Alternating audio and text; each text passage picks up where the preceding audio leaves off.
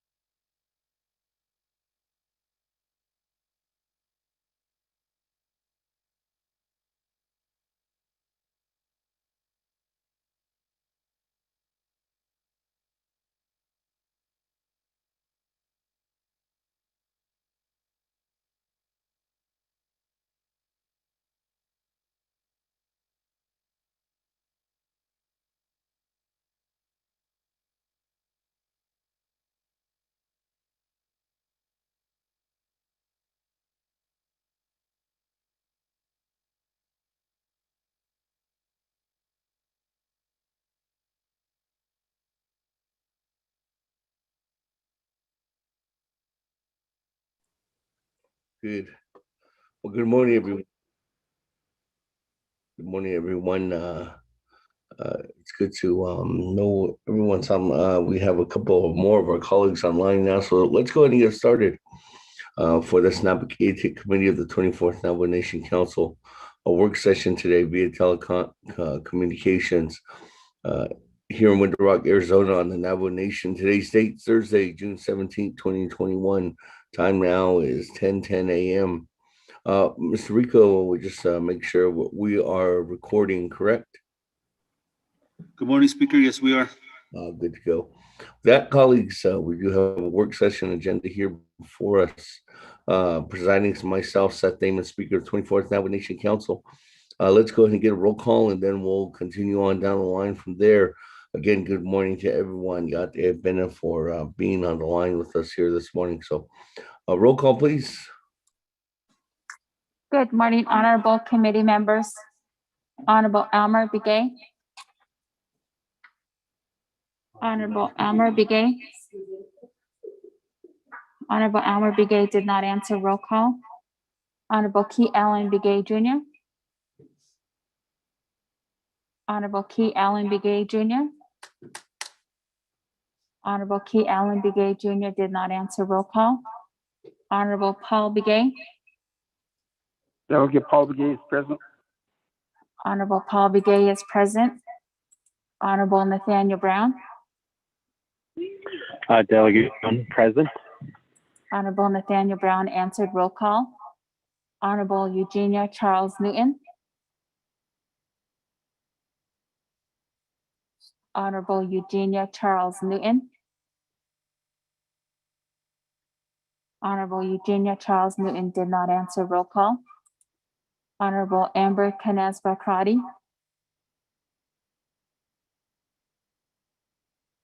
Honorable Amber Canesba-Crotty. Honorable Amber Canesba-Crotty did not answer roll call. Honorable Speaker Seth Damon. Present. Honorable Speaker Seth Damon answered roll call. Honorable Herman M. Daniels Jr. Honorable Herman M. Daniels Jr. Honorable Herman M. Daniels Jr. did not answer roll call. Honorable Mark Freeland. Honorable Mark Freeland. Honorable Mark Freeland did not answer roll call. Honorable Pernell Halona. Honorable Pernell Halona. Honorable Pernell Halona did not answer roll call. Honorable Jamie Henyo. Honorable Jamie Henyo. Honorable Jamie Henyo did not answer roll call. Honorable Vince James. Honorable Vince James. Honorable Vince James did not answer roll call. Honorable Rick Nez. Honorable Rick Nez.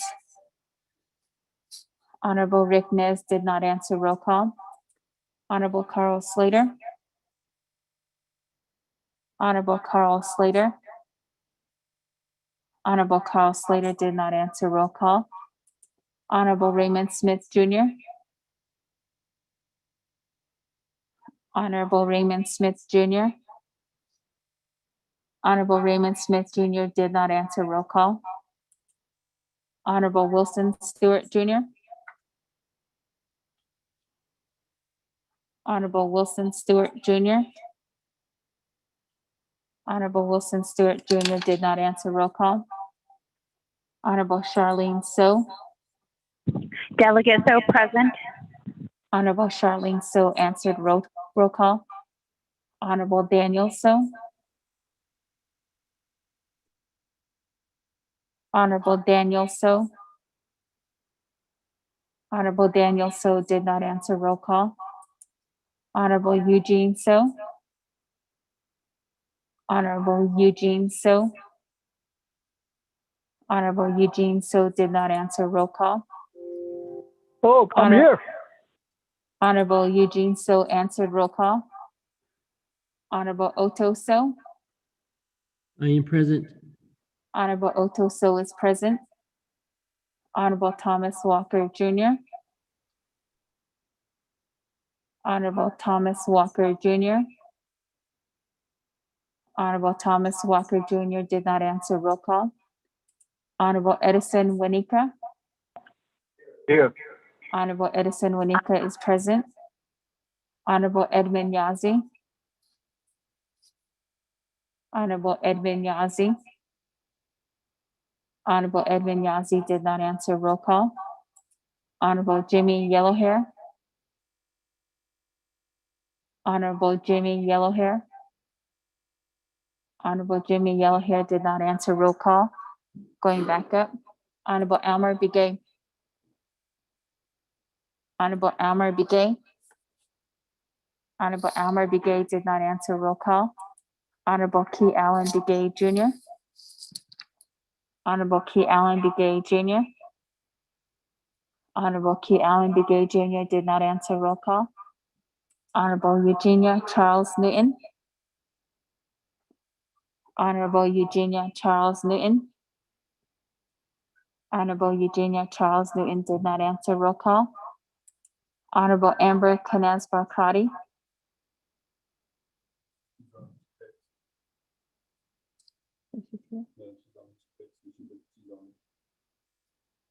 Honorable Amber Canesba Crotty answered. Roll call via text.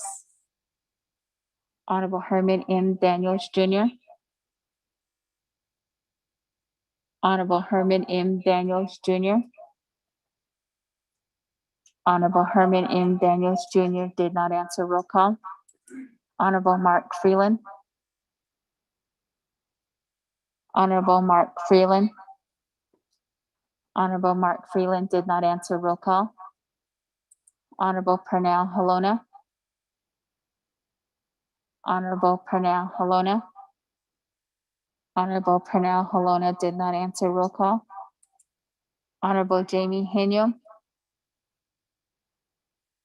Honorable Jamie Henyo. Honorable Jamie Henyo did not answer. Roll call. Honorable Vince James. Honorable Vince James. Honorable Vince James did not answer. Roll call. Honorable Rick Nez. Honorable Rick Nez. Honorable Rick Nez did not answer. Roll call. Honorable Carl Slater. Honorable Carl Slater. Honorable Carl Slater did not answer. Roll call. Honorable Raymond Smith Jr.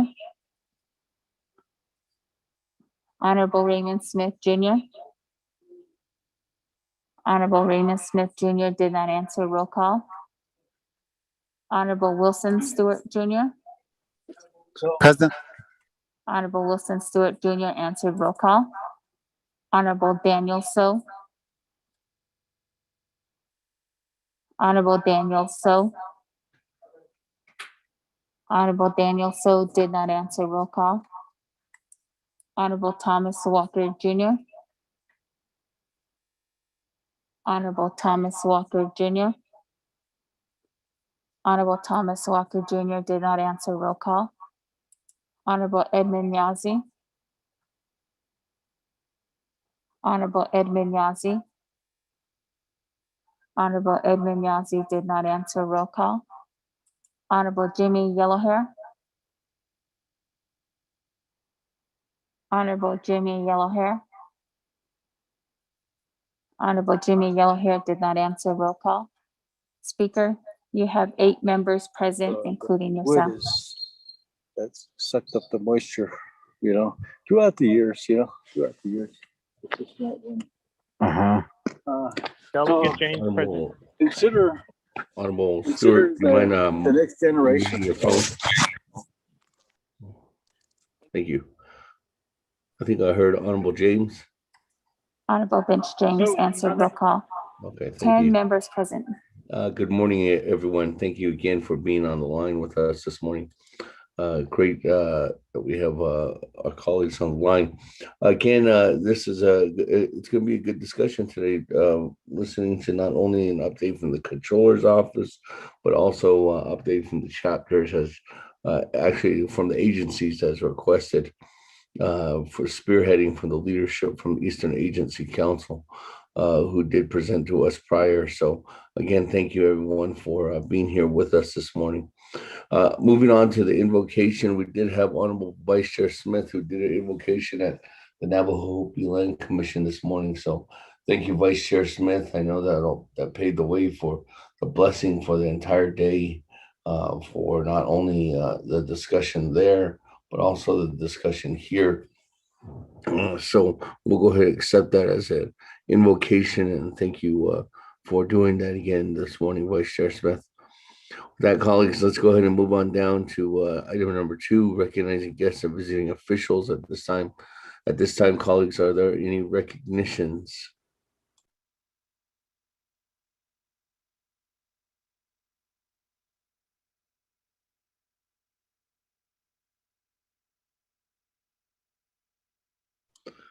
If there's none, let's go ahead and continue on down to item number 3. Again, everyone listening in this morning, everybody on the line, including my colleagues, members of the 24th Nation Naa'bik'iyati Committee, we are continuing on the purpose of our work sessions is really to get through the process and trying to update on a once in a lifetime opportunity that the nation has been blessed with, and that's receiving funds from the American Rescue Plan Act of 2021. In this today, we're going to hear an update from the Office of the Controller regarding the ARPA funds, which is just abbreviated for the American Rescue Plan Act, and the ARPA funds and the direction that they have, what the controller's looking at right now, and any maybe recommendations, or we'll just hear that from the Office of the Controller. After that, we'll get some questions and answers if there's any, and then we'll move into item number 2, which is Navajo Nation Agency Councils. At that time, we'll go ahead and listen to each one of the agencies. We do have 4 on the agenda here today. We did have Eastern Agency already present. That's the reason why we don't have all 5 on there. So we thank Eastern Agency again for paving the way and recognizing this and moving that forward. So that was the reason why there was recommendation for Defiance, Western, Central, and Northern to come here and present before the Naa'bik'iyati Committee. So again, thank you very much. After each one of the councils presents, then we'll go ahead and see if there's any questions, answers, recommendations, or any further discussion on that. So then we'll go ahead and work forward from there. So again, not to hesitate any start or anything to mitigate the responsibility. So let's go ahead and make sure we give the controller, Office of the Controller, adequate time. So good morning, Miss Elizabeth Begay. Hope you might be on the line, or if Yes. not, Mr. Willie. Oh, good morning. Good morning, Speaker Yes. Damon Good to hear and your voice. Navajo Nation Council. I'm Yes. glad you invited me for this work session. Yes, go ahead. Well, Ms. McGay, without further ado, I'll go ahead and turn the floor over to you at this time. All right, thank you, Speaker. I sent a memo just a little while ago about our proposed expenditure plan for the ARPA. I'm not sure if you have a chance to get it, but I sent it to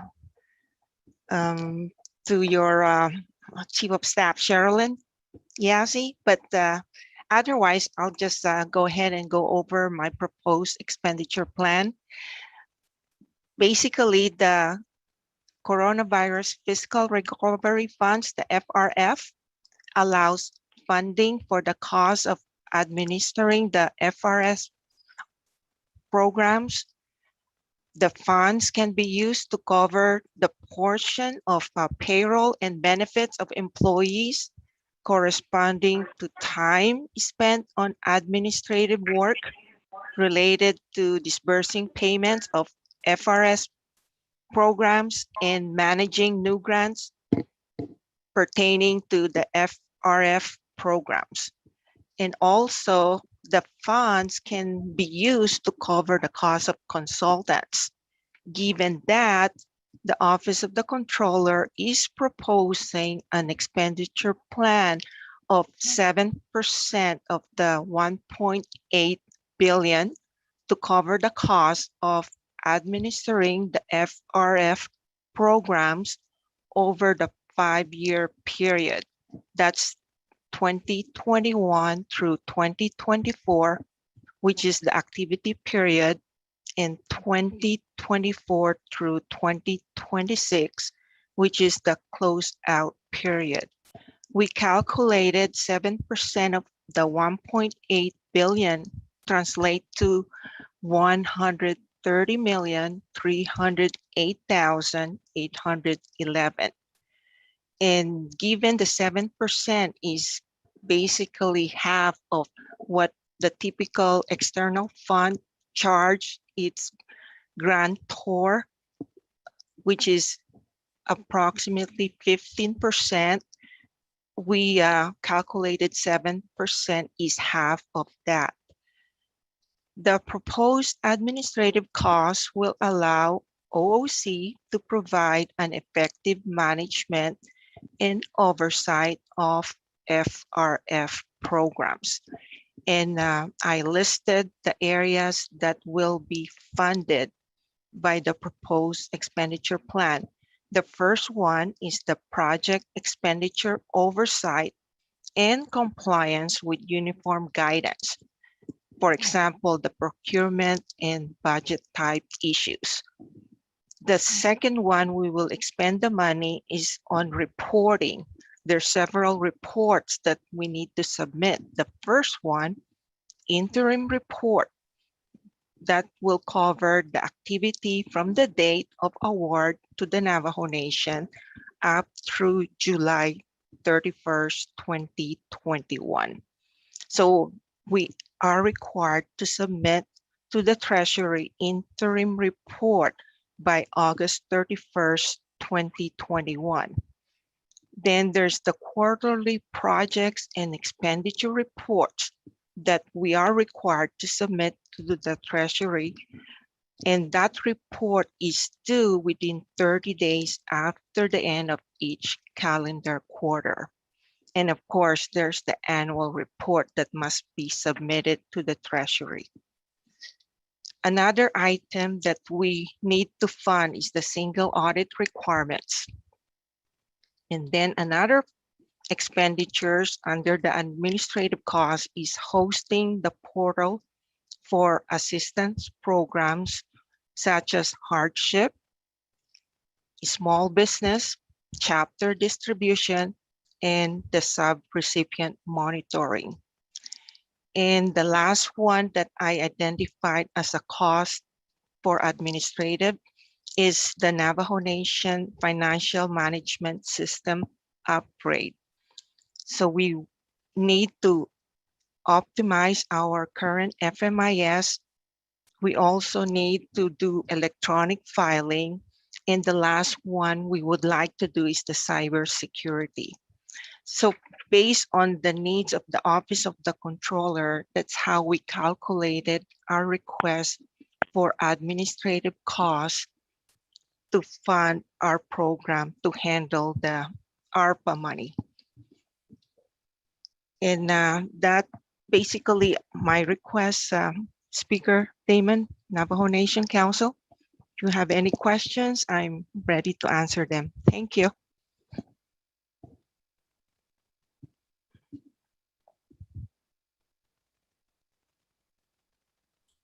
Ms. McGee, good morning again. Thank you, Madam Acting Controller.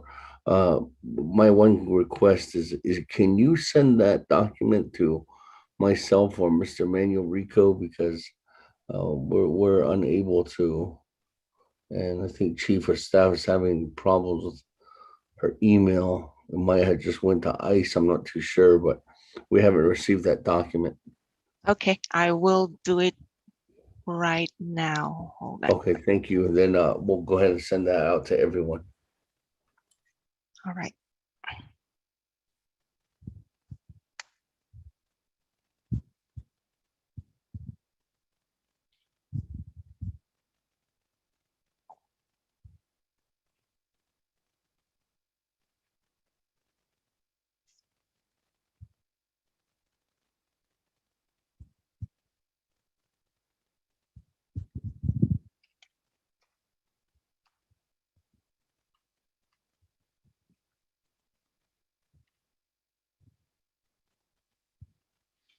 I just sent it.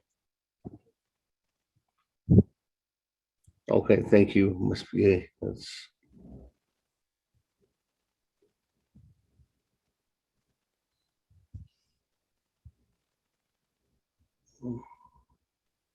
well, there it is.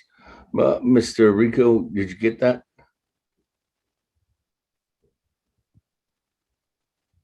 Good morning, Speaker. I have not received it yet.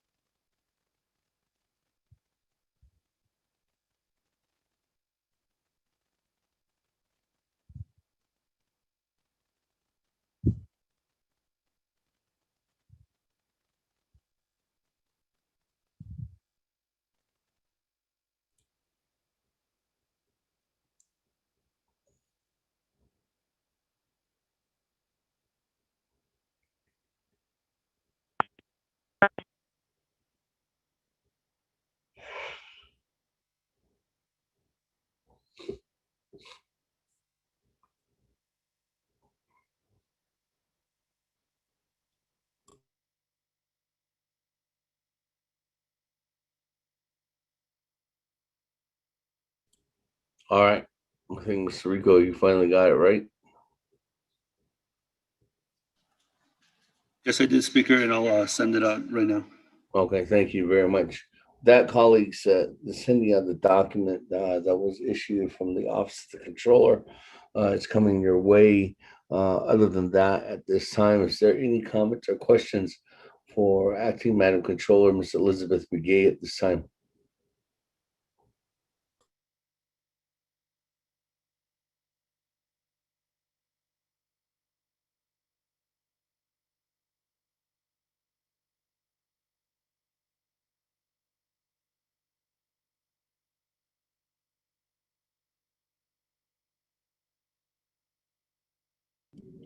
Mr. Speaker, Good morning, Honorable Otto. So, yes. yes, thank you very much.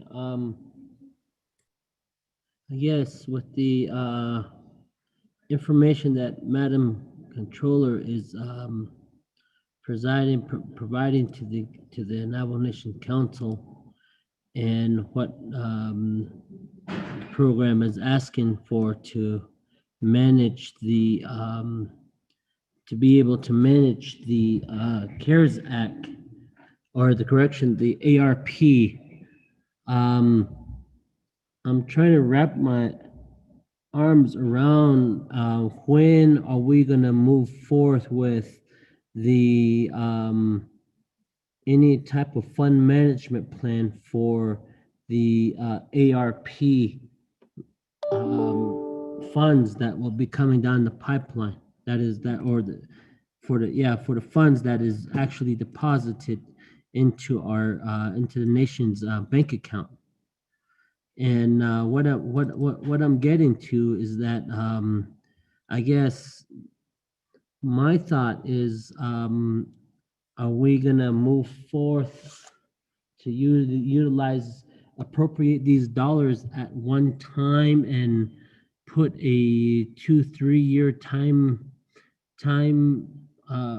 line for expenditures, Or are we gonna move forth and to appropriate these dollars based off of the Navajo Nation calendar year?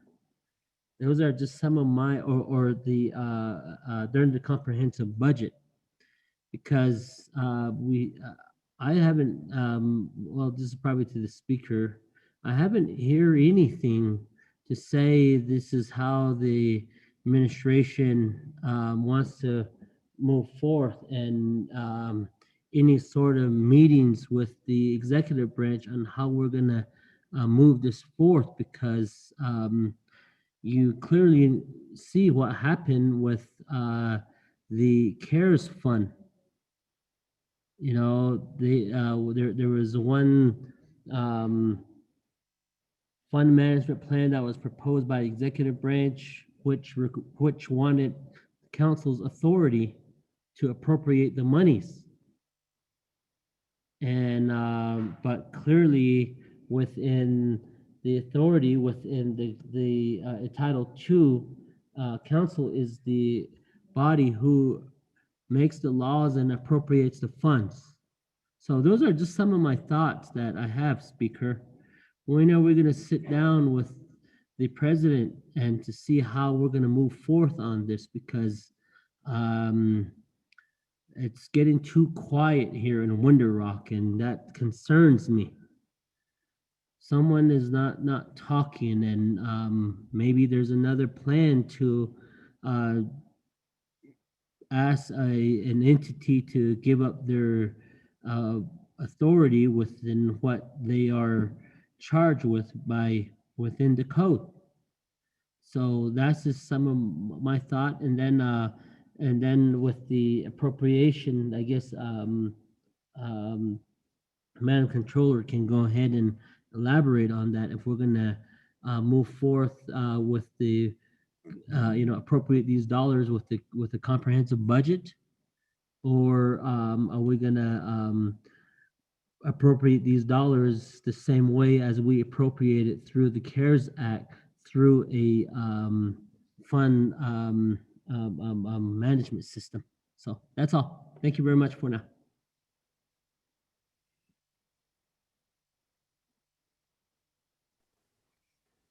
Thank you very much, Honorable Otto. So,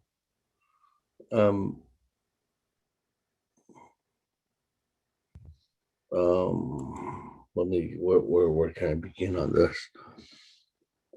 Building in the fund management plan, if you want me to start asking that question, Honorable Otto. So, and then I don't know, Ms. Barbara is on the line, or Department of Justice is on the line, or even Paulson Chaco is on the line.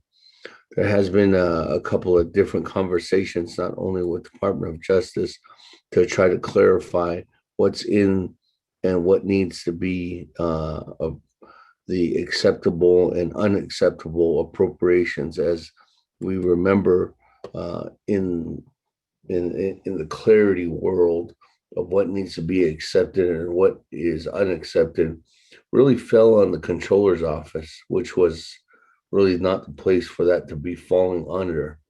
And that's the reason why we've been having discussions with the Department of Justice to say that it's actually the Department of Justice that should clarify if these are the right appropriations, or if these are appropriations that could have considerable measurements of a possible audit finding that would come up afterwards.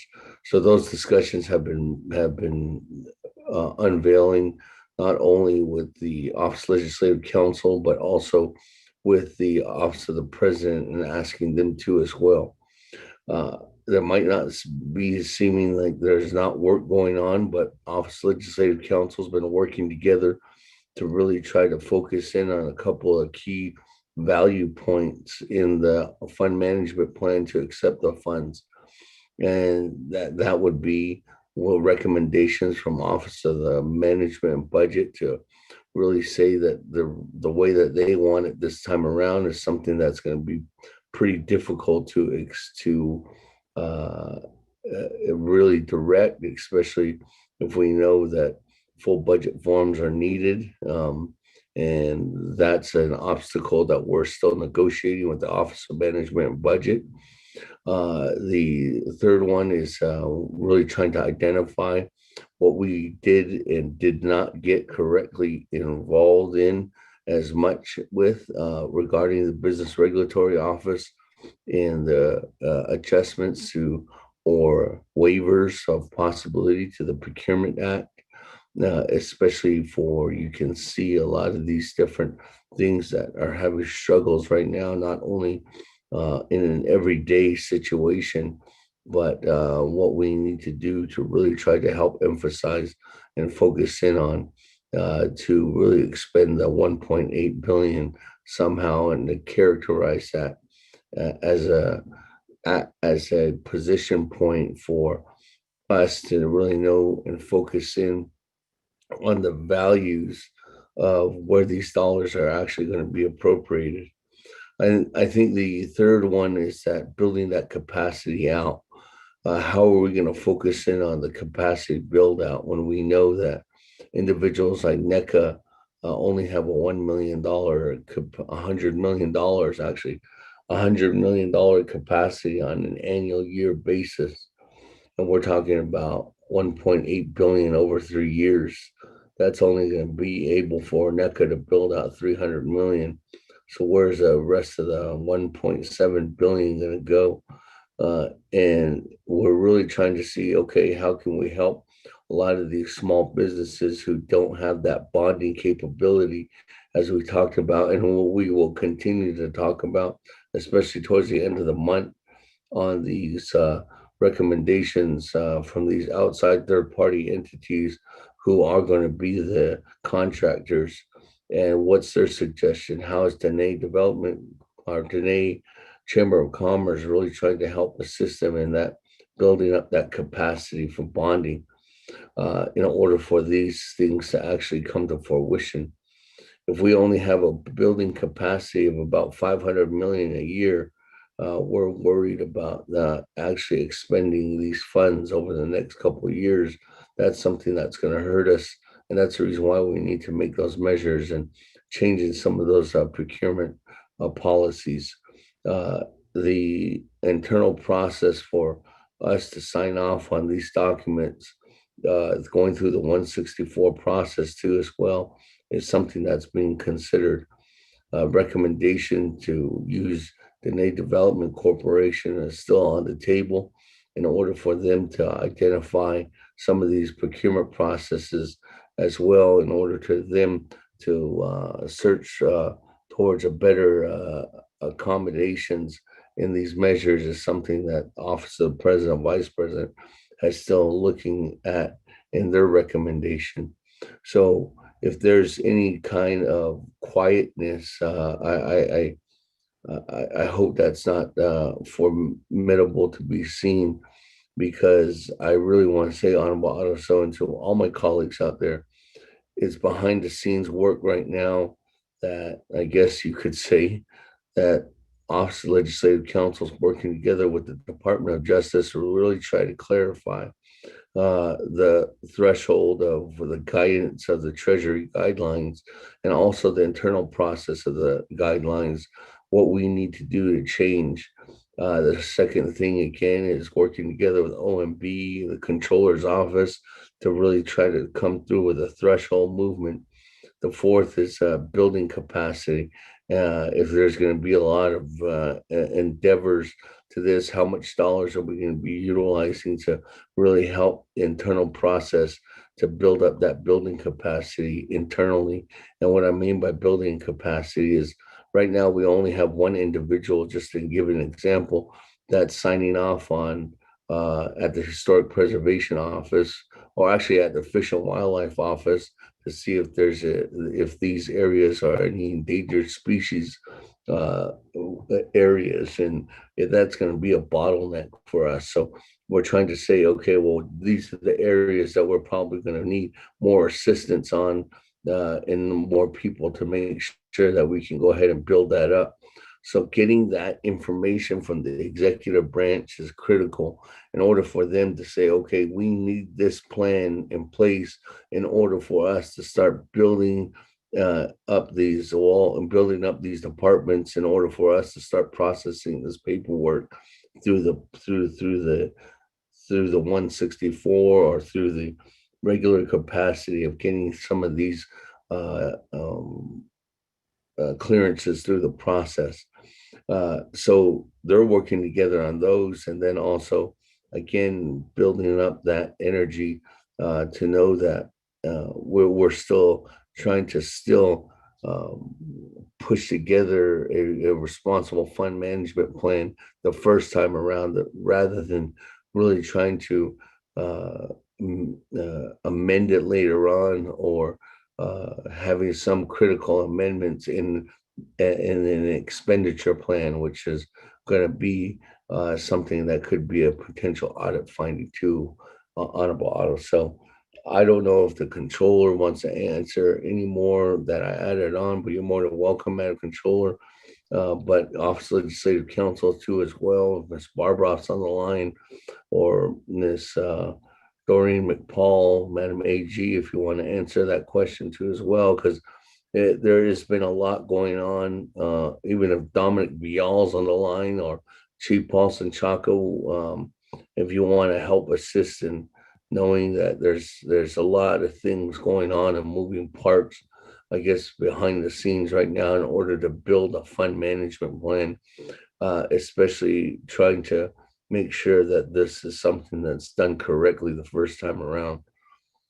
So I hope I helped to answer some of that, Honorable Otto. So, but I can't specifically get into the nitty gritty of what DOJ is doing or what Ms. Barbroff's doing on an everyday basis until you hear from them, or what Ms. Begay is doing there at the controller's office, or Dominic's doing at there, or what the chief of staff or the president's office, Mr. Chaco's doing, in order to really try to get this thing corrected the first time around. And Dr. Yellowman's on the team as well.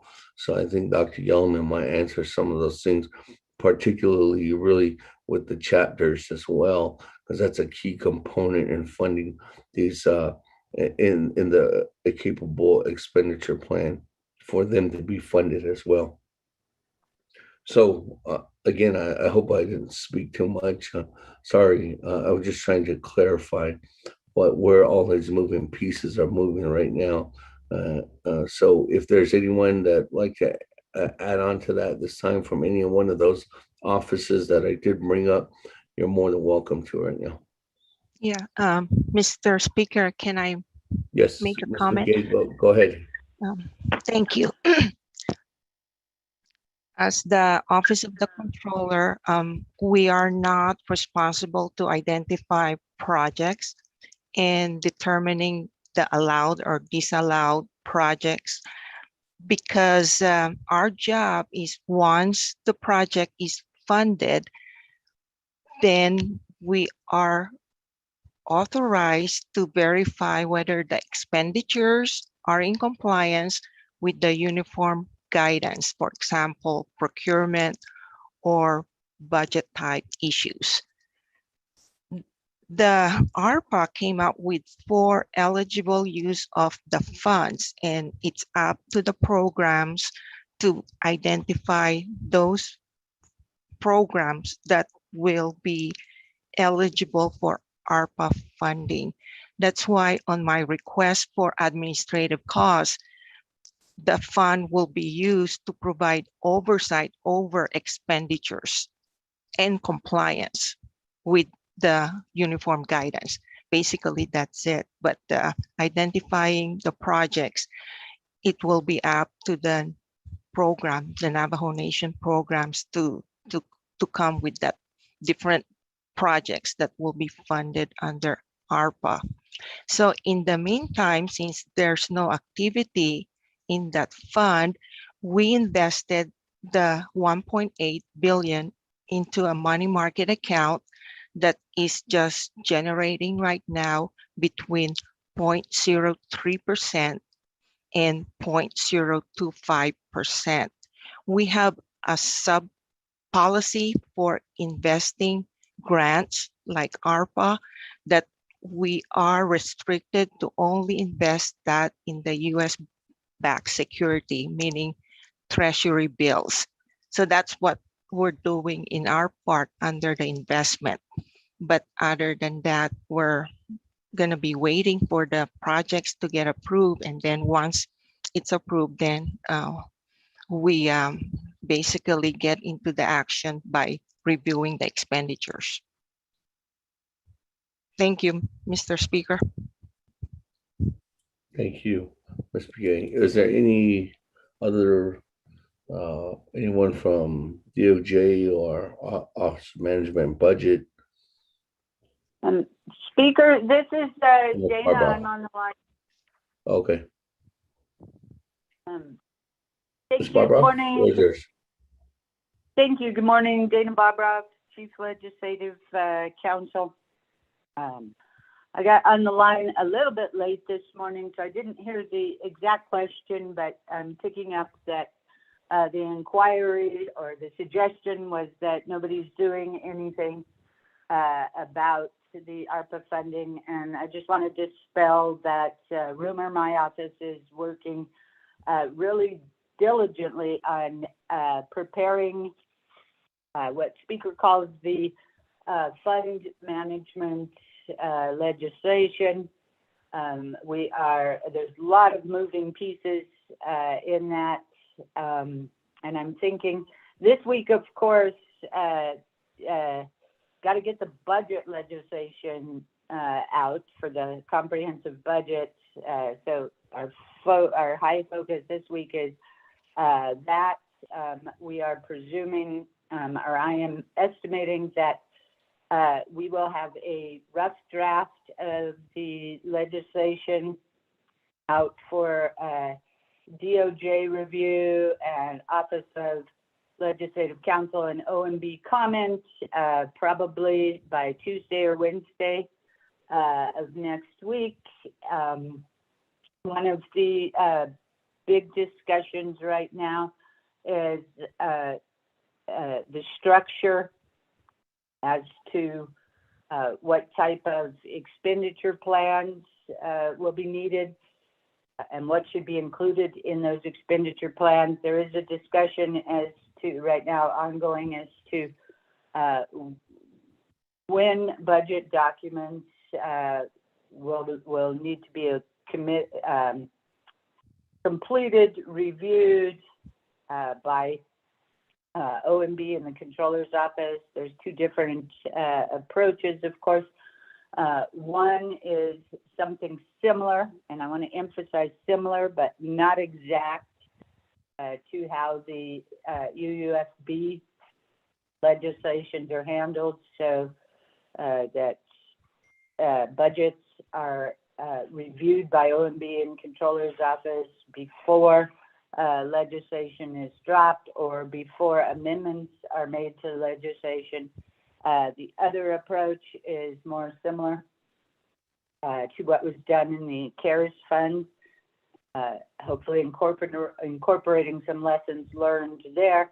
And if you recall, under that process for the CARES Fund, the budgets were implemented through an executive process after the appropriation had been made by council. That had some downsides to it as far as getting those budgets in and appropriations released. So we're trying to come up with a better process. That is DOJ, OMB, and Controller's Office are working on that with OLC. So there's a lot, as Speaker said, there's a lot of moving pieces going on behind the scenes. But hopefully within the coming weeks, and certainly the goal is to have the fund management plan legislation ready to go in time to be approved at the summer session. One thing that we didn't, in looking back in hindsight, that I want to improve this time around is more upfront conversations with OPVP and their legal counsel prior to the legislation being dropped, that hopefully we can mitigate any vetoes of the legislation. One of the things that has been helpful is council's clarification of the line item veto authorities of the president. That is been clarified since the first CARES legislation and the CARES Fund Management Plan. So I don't mean to ramble on, but I just want to assure you lots of work is being done. Not sure if you're aware, but the Office of Legislative Counsel's air conditioning is broken. It's unbearably hot in there. So, and there's the ordering of the wrong part, so it's got to be sent back and such. So for the rest of the week, we do have a front desk person who's volunteered to endure the heat, who is in the front office accepting and releasing legislation. The rest of OLC staff, with very few exceptions, is working from home, but they are all working. Thank you, Speaker. I can certainly take questions or suggestions. Thank you very much. With that, any other comments? I don't know if DOJ or anybody else is on the line or OMB.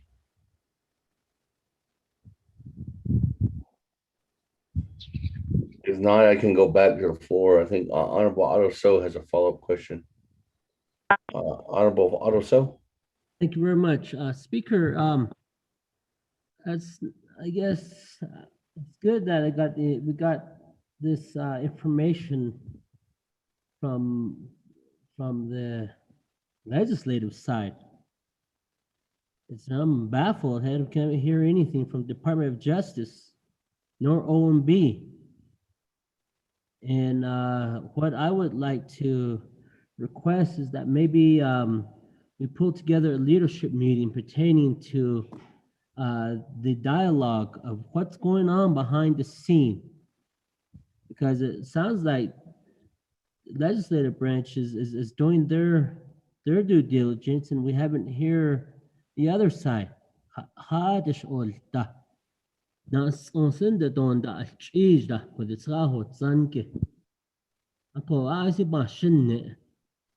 And I'm serious. I mean, it feels like that's like what's going on, you know, and you know, some sort of direction and you know, should be provided to leadership. We're having all these work sessions, and what if the decisions made to go 180 and we have all these work sessions for nothing? And those are just some of my thought, and we need a thorough update for leadership so that we know where we're at, because when we get it back into our areas, our constituents are going to ask, and that's what I am trying to get to. Where are we at? And there's no meat on the bone. That's what I'm getting to, Speaker. That's all I'm going to ask. And yeah.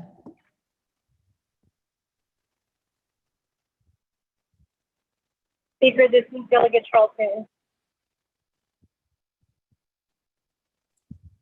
Thank you, Honorable Otto. So, and that can happen. Well, I have no problem doing that request, and we can put that forth. And I know that at that time it can give a full breakdown of what's going on to this point in order for us to go ahead and get this fund management plan or the acceptance of the money and the parameters of of what is in the guidance from the Treasury that's needed to be outlined in there, and then also the guidance from our internal process that needs to be in there to help fund, expend these dollars through a timely manner that we know that we can do with some of these laws that need to be changed, and that's, I think that's what these individual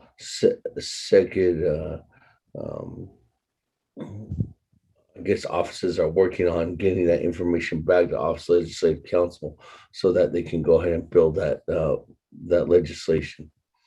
So I have no problem in executing that and getting that together on a model. So with that, I don't have anybody else in queue, but I did hear, I think, Madam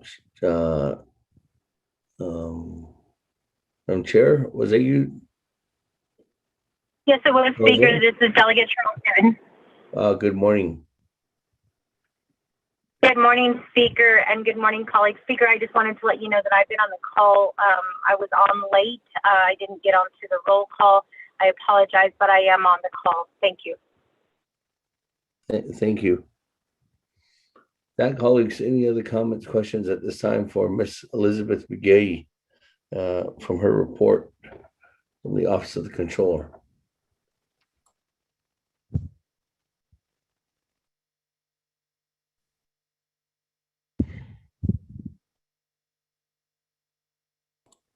There's none. Thank you very much, Ms. McGee, acting controller for the Navajo Nation. We appreciate that. And again, welcome back from your brief retirement and coming back to the nation to help assist us at this time. Thank you, Speaker. Thank you, Council. All right. Have a good day.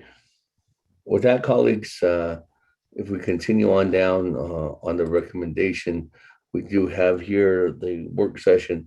Item number 2 is receiving an update from the Navajo Nation Agency Councils.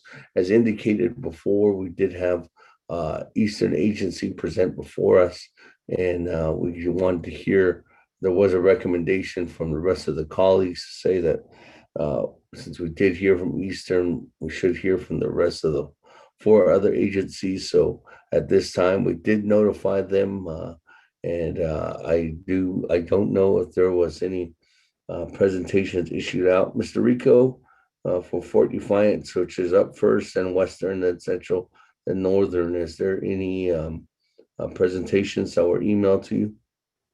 I didn't receive anything yet. Oh, Fort Defiance. Morning, Speaker. The only information that I received was from the Fort Defiance Agency, which I sent out around about 10 a.m. Okay, yep, 10:01 a.m. I did receive that. I just not looked at that. So with that, Fort Defiance is up first. So Fort Defiance Agency Council, good morning. Bene. Good morning, Mr. Chair. This is Shonovan Dale. Good morning, Mr. Dale. That's it, Mr. Chair. Mr. Speaker, good morning. Oh. Thank you again for the great opportunity. I represent the Wide Winds community as the grazing official, but at the beginning of the year, the elected officials for Fort Defiance Agency nominated me and made me their president of the Fort Defiance Agency Council. It is a great honor to be the president of the Agency Council and then leading the 27 chapters, the officials in policymaking, decision-making, and collaboration. I think which is the most important aspect of being an agency council is the collaboration and the partnerships that are developed. Thank you for the opportunity. I'd like to say, first of all, my introduction.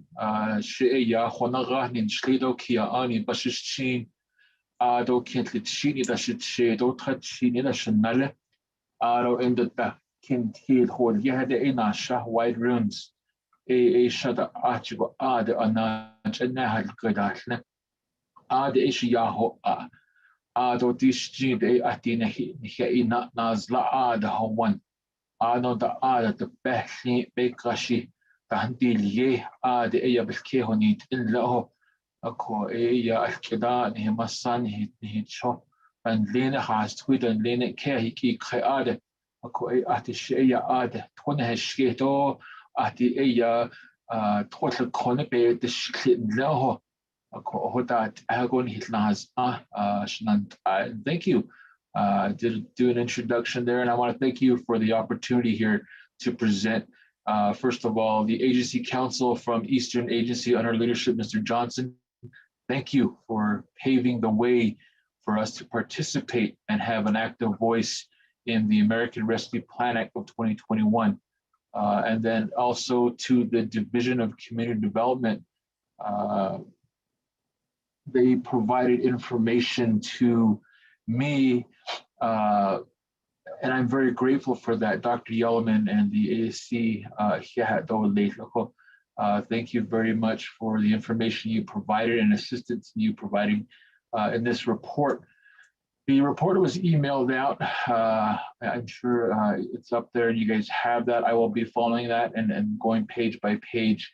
It's, I think, 26 pages, but I'll try to make it as brief as possible. I understand I do have other colleagues on the line from the different agencies as well. So in respect for time, the Fort Defiance Agency Council American Rescue Plan Act of 2020. The Fort Defiance Agency Council is comprised of 27 chapters, District 14, District 7, District 17, and District 18. Those chapters are part of the Fort Defiance Agency Council. They include Bass, Cornfields, Ganado, and the likes, all the way down to White Ruins, White Cone, out towards Delcon. So we span a pretty good coverage area. Slide 3 shows just a general map of where all of our chapters are located. Slide number 4 is our demographics. So the Fort Defiance Agency consists mainly of Navajo trust land. The composition is from 6 acts of Congress, and I'm sorry, 2 acts of Congress and 4 acts of the President of the United States. The original treaty was established in 1868, which covers St. Michael's, Fort Defiance, over into the Chusca Mountains. And then you have your executive orders of 1878, 1880, 1907, 1908, and a final act of Congress in 1934, which established the boundaries right around Delcon into the southern part, White Ruins, and those areas of Sanders. The Fort Defiance Agency does span 2 states, Arizona and New Mexico. We also cover 4 counties, Navajo, Apache in Arizona, McKinley and San Juan in New Mexico. Major thoroughfares include Interstate 40 on our southern boundary, as well as US 491, which runs from Gallup north to Shiprock, right through District 14. We also have US 191, which spans from the New Mexico state line out into the western part of the Navajo Nation. We also have US Highway 264 that spans as well in the same direction, the same general direction. So US 191 spans from southern Arizona, the Mexico border, north to the Canadian border. And we sit right along that thoroughfare as well. Continue with our demographics. We have 4 district grazing districts. We have District 7, 14, 17, 18. The associated chapters in each district is there. Fort Defiance Agency comprises of 3,211,317 acres. There are approximately 3,845 grazing permits within Fort Defiance Agency. The growth centers includes Ganado, St. Michael's, Delcom, Naa'bik'iyati, Navajo, and Tohatchi.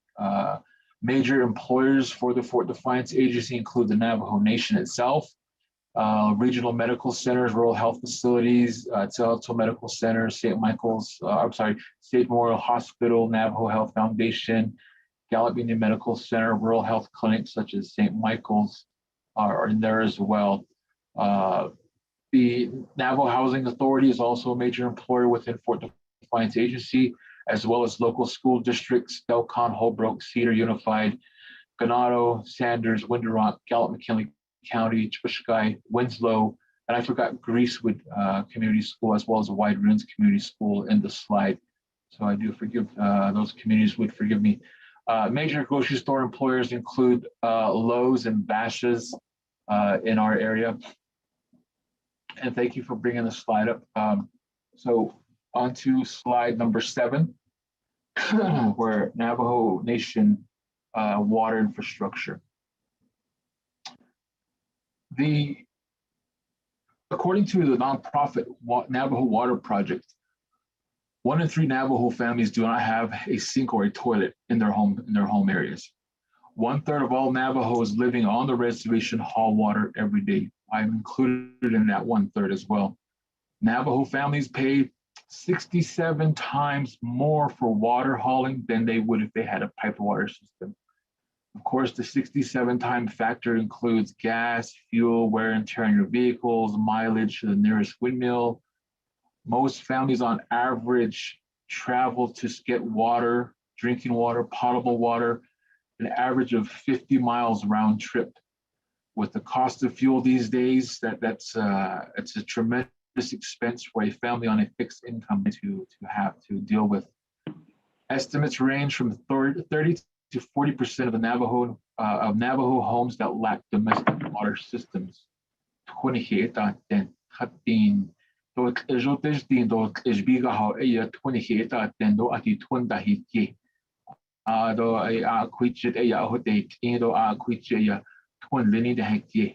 Next slide, please.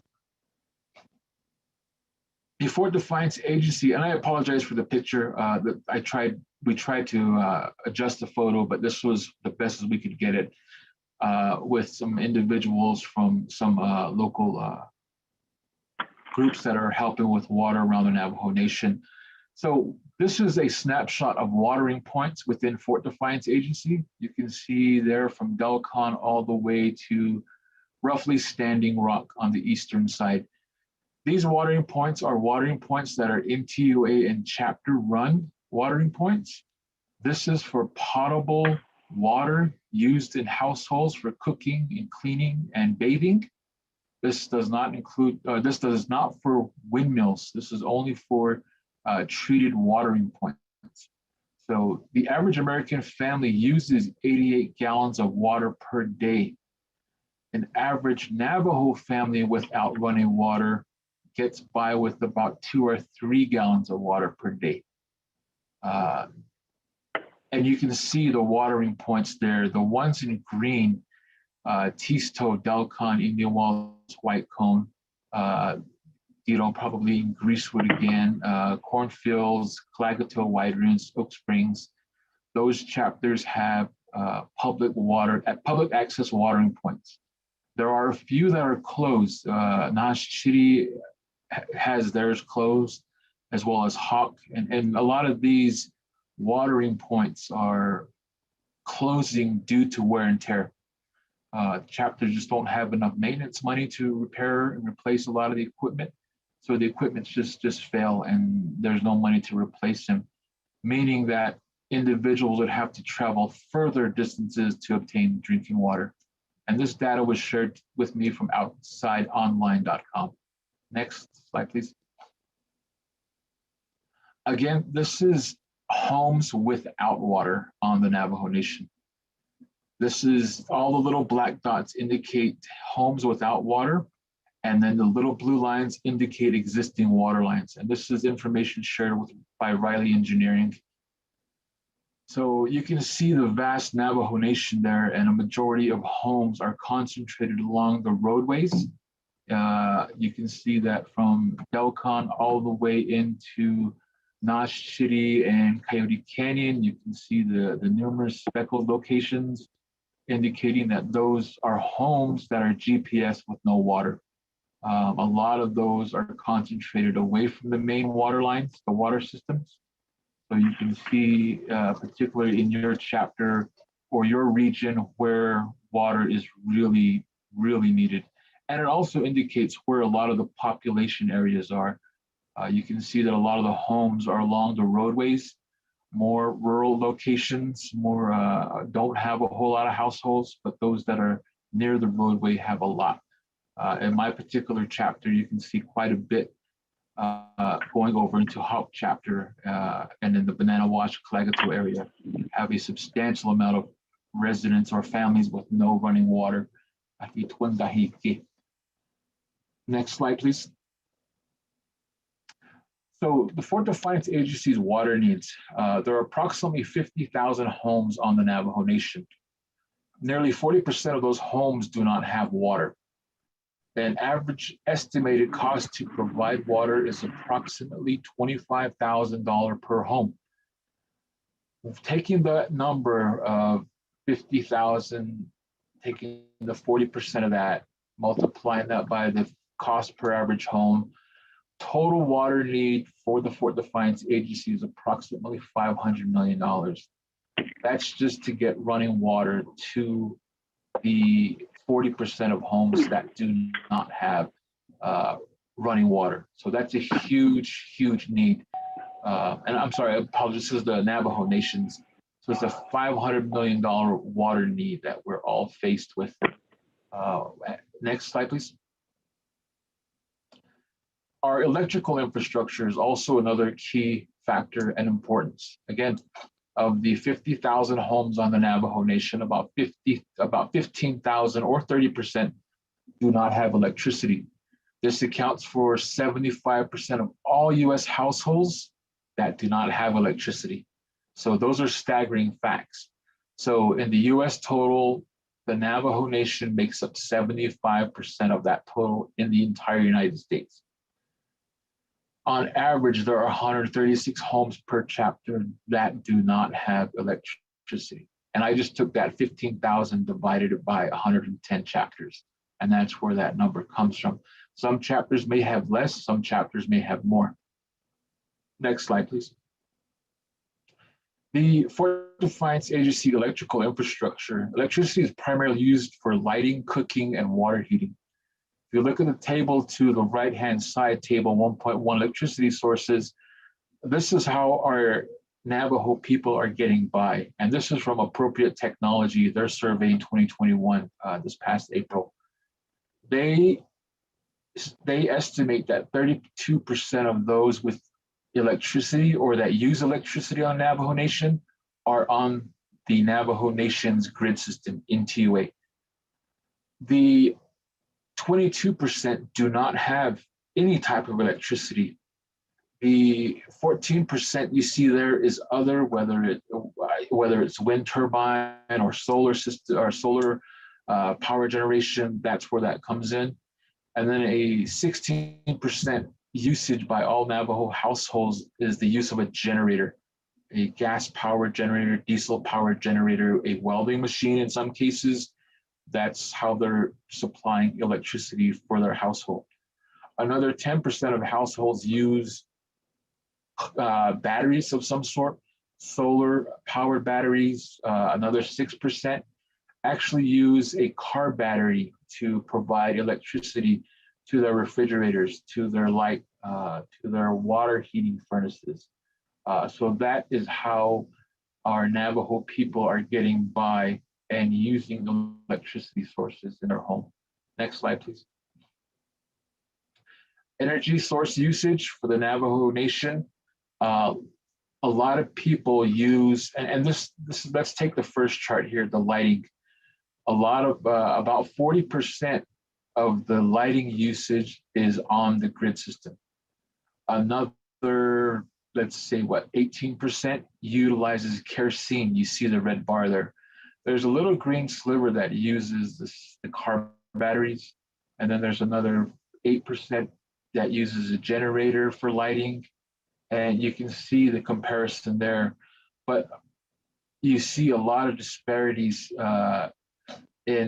or the variations in the type of heating sources or the type of sources of energy used for household needs, such as cooking, refrigeration, home heating, water heating, and then our luxuries, of course, TV and radio.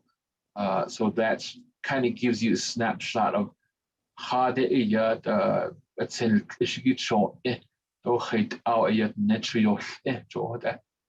next slide, please. The Also, another issue with the Fort Defiance agency that we've determined is our broadband, our telephones, cell phones, our internet services, our radio communications. We all see that as a major need. There are a lot of remote areas, even though we're close to some growth centers, the outlying regions are more rural than the local growth center areas in the Navajo Nation, especially the Fort Defiance agency. Next slide, please. The infrastructure needs and suppliers, telephone primarily is only Frontier Communications within Fort Defiance agency. Cell phones, we kind of have an assortment, but again, a lot of them are unreliable. We have Cell One, we have Verizon, we have AT&T, we have NTUA Wireless. For internet service or broadband, we have Frontier, NTUA Wireless. And then other sources of communication and infrastructure include satellite systems, Viasat, HughesNet. Those are other sources that Navajo families rely on for the communication infrastructure portion. Next slide, please. And this is a table from New America. They did a demographic study on the Navajo Nation's technology and broadband infrastructure. And this data is very telling of where our infrastructure lies and where we need to concentrate on our broadband and those type of technologies. You can see that people in the gray area totally rely on satellite communication for internet, for broadband services. There are a few growth centers that have cable, DSL, and a combination of satellite. There are other areas that have fixed wireless or satellite locations. They have cable, but that kind of gives you a snapshot of where we sit at as far as our broadband technology within the Navajo Nation. So you can see that most of Fort Defiance agency relies on satellite internet, so to speak. We're lucky in Window Rock here, we have cable, DSL, and satellite communication. So an assortment we have to pick from, but most of us are really reliant on satellite communication. Next slide, please. So connectivity can become a challenge for the Navajo people. 49% of the homes on the Navajo Nation have internet access. A 51%, of course, lacks those services. And during this pandemic, we realized a lot of this.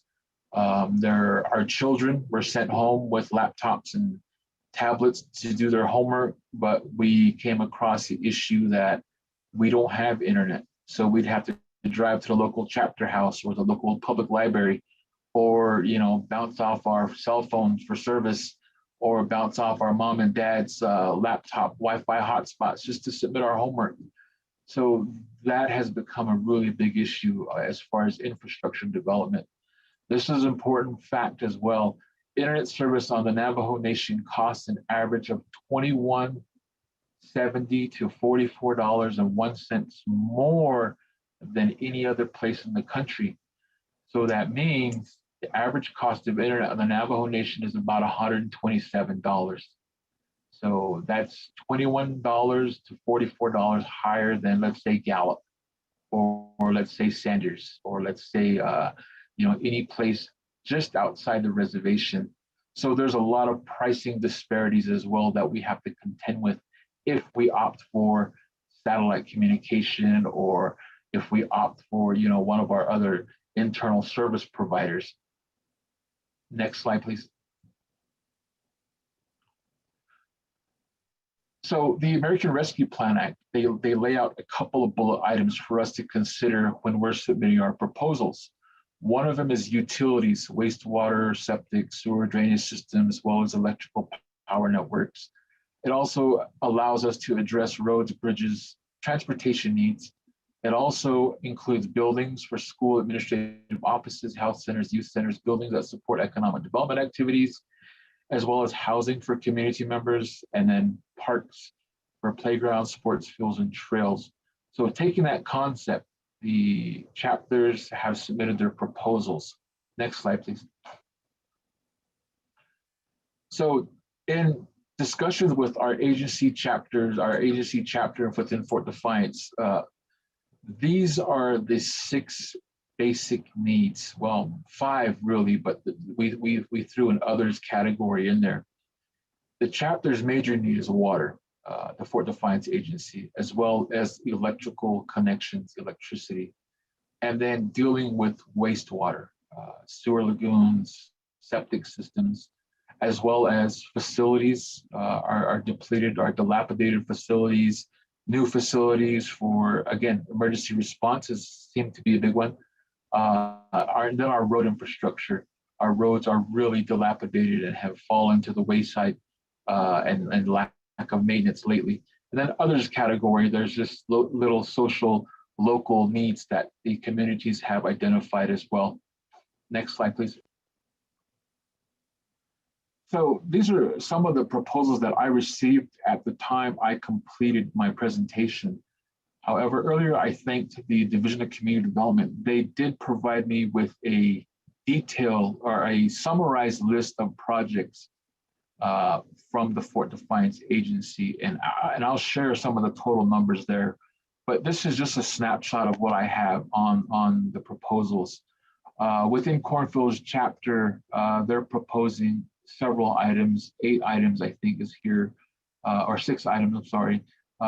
One is there's 2 water line extensions in the Navajo Station area, Sunrise Mesa area for a total of $4.7 million in funding.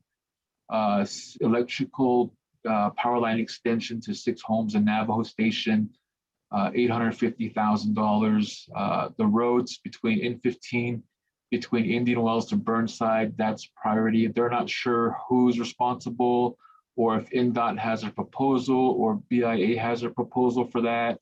So they kind of just left that one blank with a dollar value, but they're hoping, as well as I am really hoping, because I travel on that road, that that road gets addressed, as well as the adjacent road in 151, the Cornfields Chapter Access Road.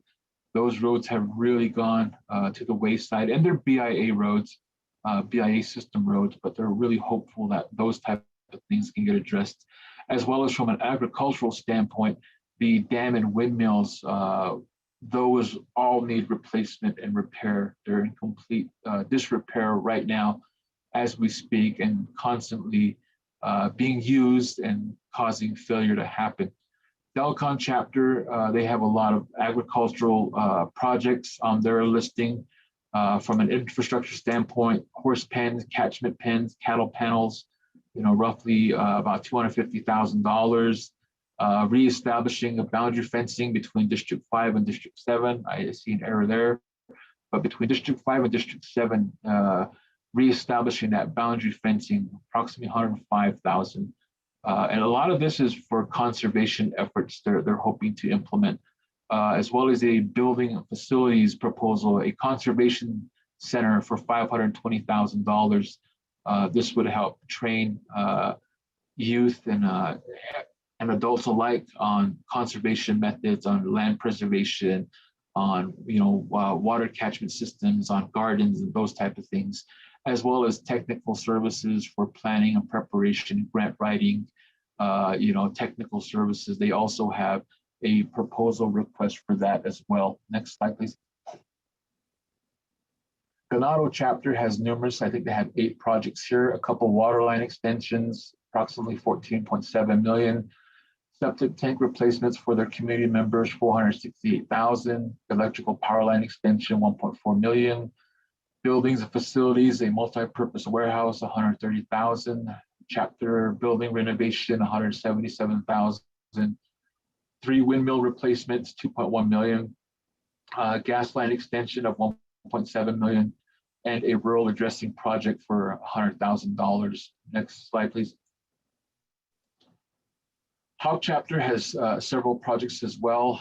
Septic system clean out, addressing those systems, 30 bathroom additions, water line extensions for 30 families. As far as roads, they're requesting a Hawk Cemetery access road, a BIA 9402 repair and upgrade, which is on the south side of Hawk chapter, connects the communities Sanders, Hobahaoknen, and those areas on the south side of Interstate 40.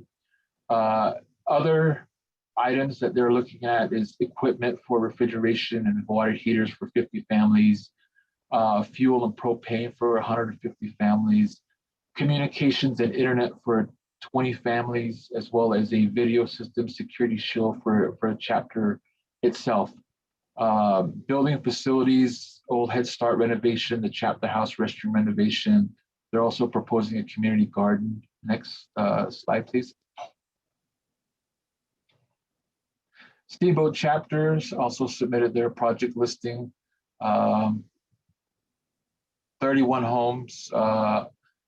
The first project in 18 AZ 101 1050 or AZ 01056 603 is 12 homes, $800,000. NA 17 is a bathroom addition project for 17 families, $341,875. Steamboat scattered waterline project. These are individuals that have moved near a water line and they're close to the water line. $399,600. Electrical projects, a scattered power line extension project for $370,000. House wiring project is included in that. The solar project, they're pending estimates on those as well, but there are some people that would like to live off grid and utilize a solar system. Building facilities, a warehouse project for $220,000, as well as infrastructure development and rural addressing project of the chapter, $326,320. Next slide, please. St. Michael's chapter has, this is one of the ones with a lot. Infrastructure, 85 homes for water line, 1.7 million. Power line, 50 homes, 1.5 million. Home renovations, interior, 48 homes, 384,000. Exterior home renovations, 70 homes at 700,000. Bathroom additions for 70 homes, 1.4 million. A new home request, 4 homes at 1.4 million. Veterans hardship, 35 veterans, $122,500. A bridge replacement for $9 million. And then equipment, grader for 120, dozer for 147, backhoe loader for 104. You can see all that there, as well as windmills, hand weld replacement of 6 windmills in St. Michael's for an estimated or a total estimated value of $4 million. Next slide, please. Waterline extension for Tisto chapter, bathroom addition and septic system addressing, $253,329.60. The electricity power line extension, $14,552.82.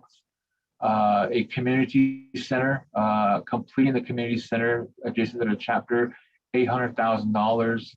And then equipment, a John Deere forklift for $44,754.73. And here we come to Wide Ruins chapter, bathroom additions, AZ 1072-801, 44 participants, $975,000. And then a cistern system with same project number, 44 participants, $622,060, as well as bathroom additions in the Wide Ruins West for 14 participants, $480,000. And then the Banana Wash cistern project with 40 homes at $1,512,000. So that was as of Friday. Those are the chapters that I received. But as of this morning, I received additional project listings.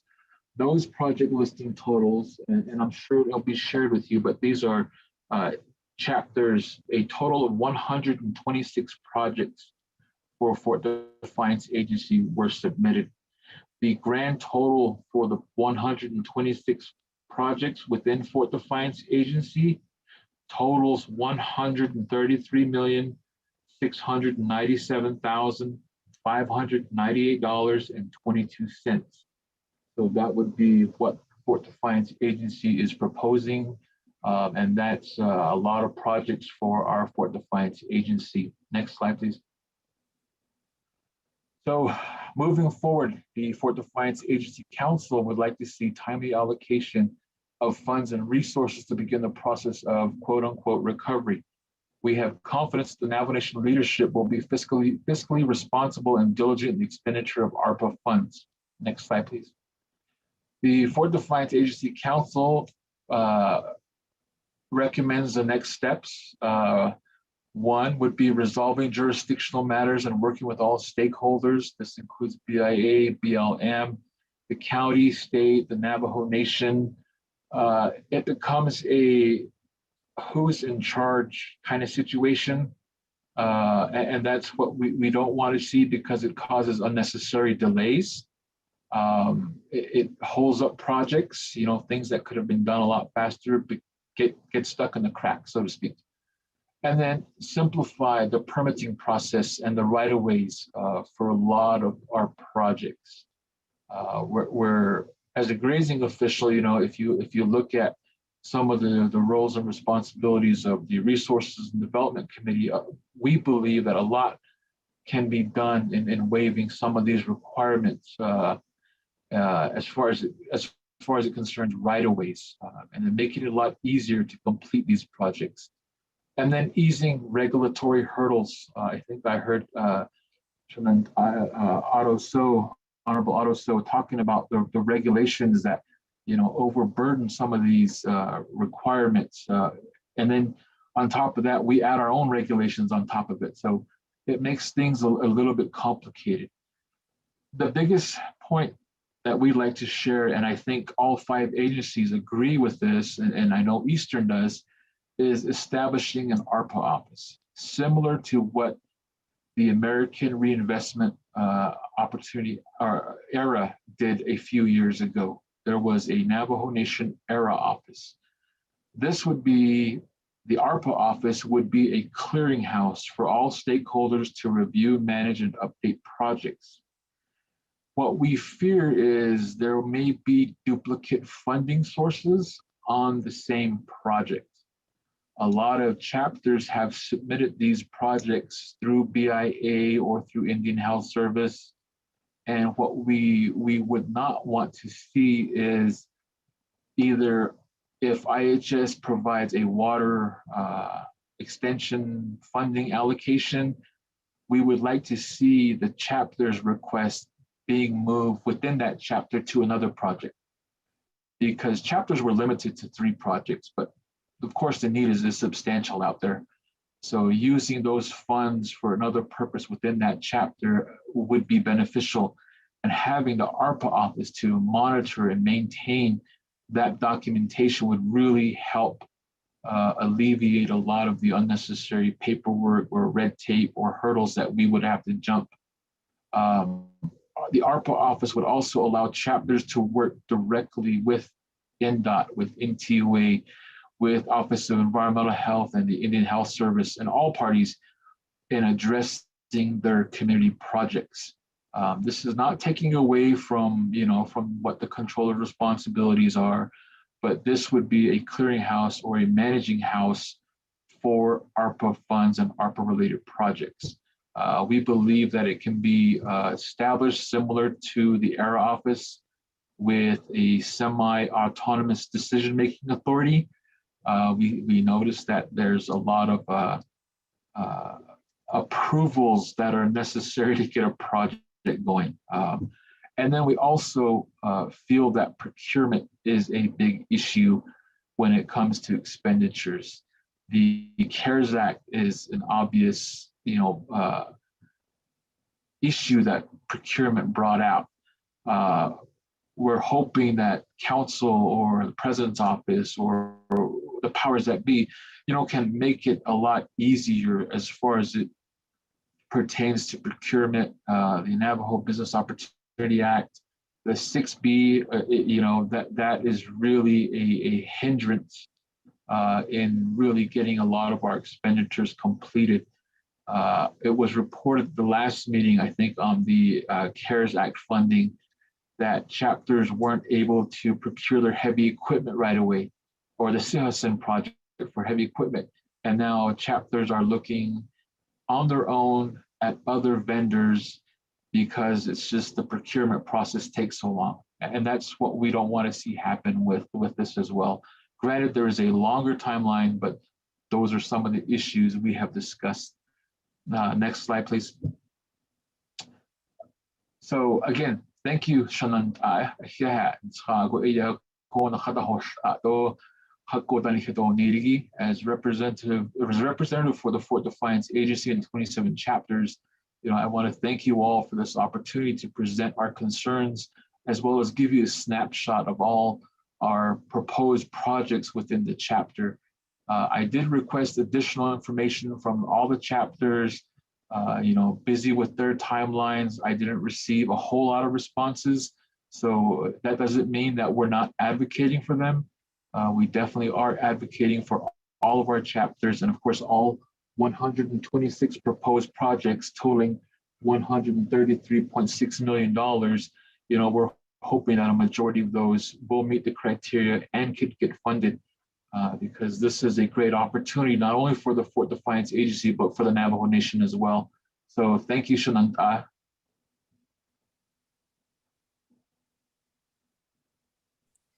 Oh, thank you too as well, Shonda Dale, for presenting before the Naa'bik'iyati committee. Thank you for that presentation. Thank you for the breakdown too as well. Give some insight. Moving forward on that, colleagues, at this time, since Mr. Dale representing Fort Defiance Agency at this time, are there any questions for Mr. Dale?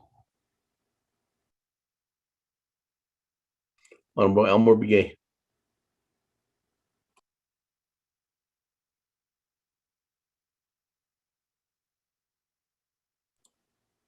Can you hear me?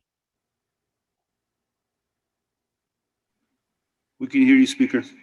Hey. Honorable Elmer Begay.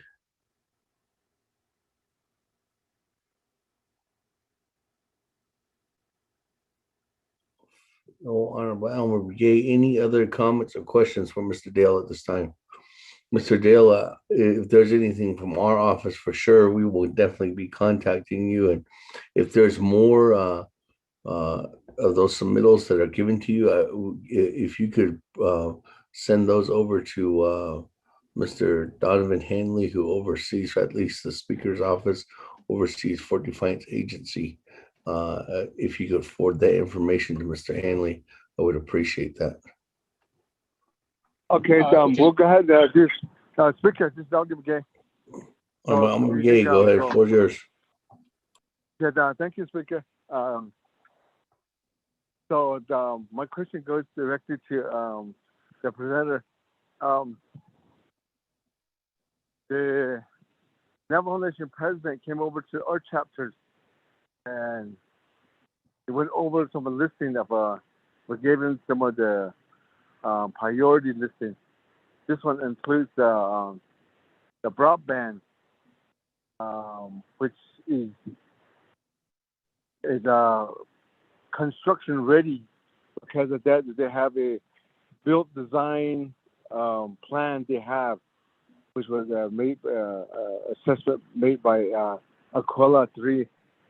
So right now, where do we go for something like that? Because I know that all the chapters on the reservation hasn't get that kind of assessment. All the so what would be the best recommendation you could provide to Dalcon chapter? And then the other one is we just got done. We just got the approval for the right of way for infrastructure for Justice Center, Dalcon Justice Center. NTA provided that for us as well. They provided all the right of way for all the infrastructures. So they did that because they know that it's a construction ready project we have compared to other projects on the reservation on the Justice Center. So what will be your recommendation on it? What will be the next step chapter would do? So then I think what we can do is what Speaker, what you suggested will probably give me email in some to Mr. Henry. We'll go ahead and do some other questions. We'll go ahead when the chapter can do that. Thank you, Speaker.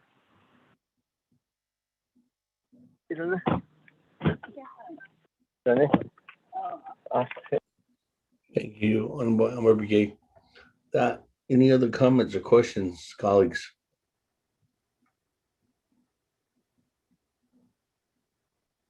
Let me go back to you, Mr. Dale. All right, thank you, Mr. Speaker. So I would assume that for the broadband, the Navajo Telecommunications Regulatory would be able to provide some assistance, if not the Navajo Nation Department of Information Technology or NNTU as well might be able to assist the chapter. And I'm assuming it's developing cost estimates for the infrastructure. I'm sure that they would be able to provide some of that assistance.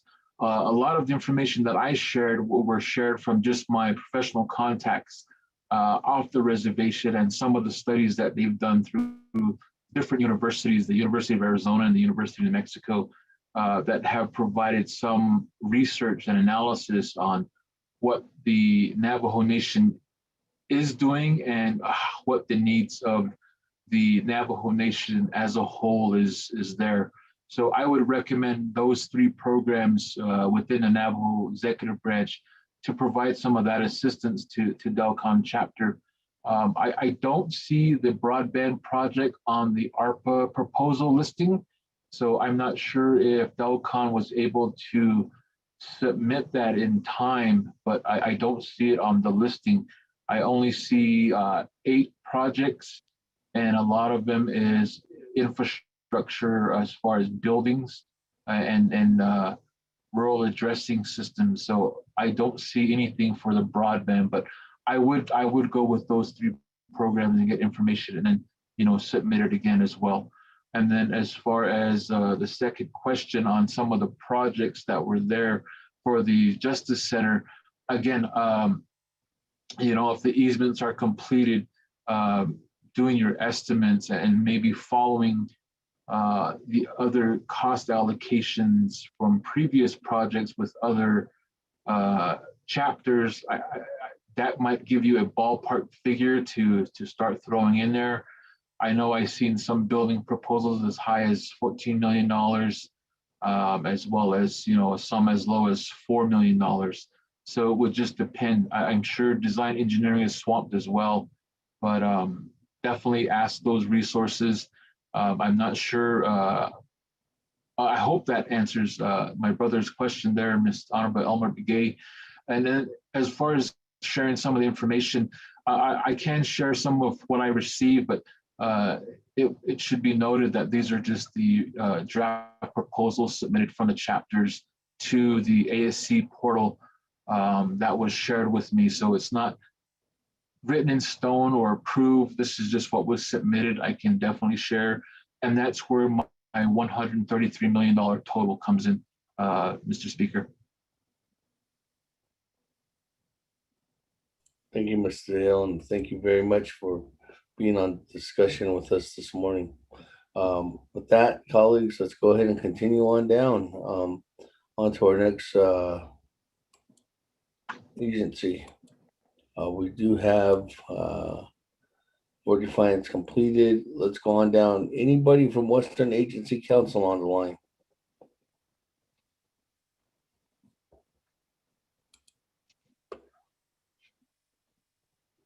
You might have to press *6, Western Agency Council.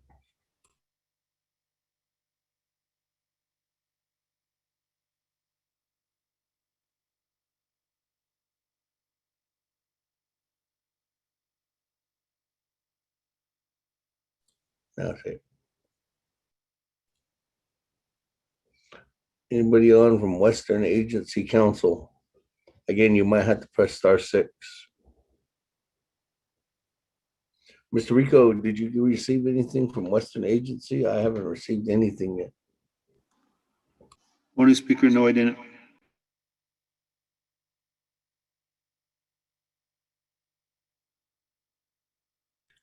Western Agency going twice.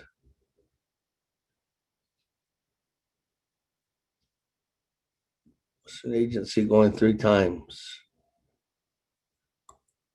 That moving on down. Item number C, Central Agency Council.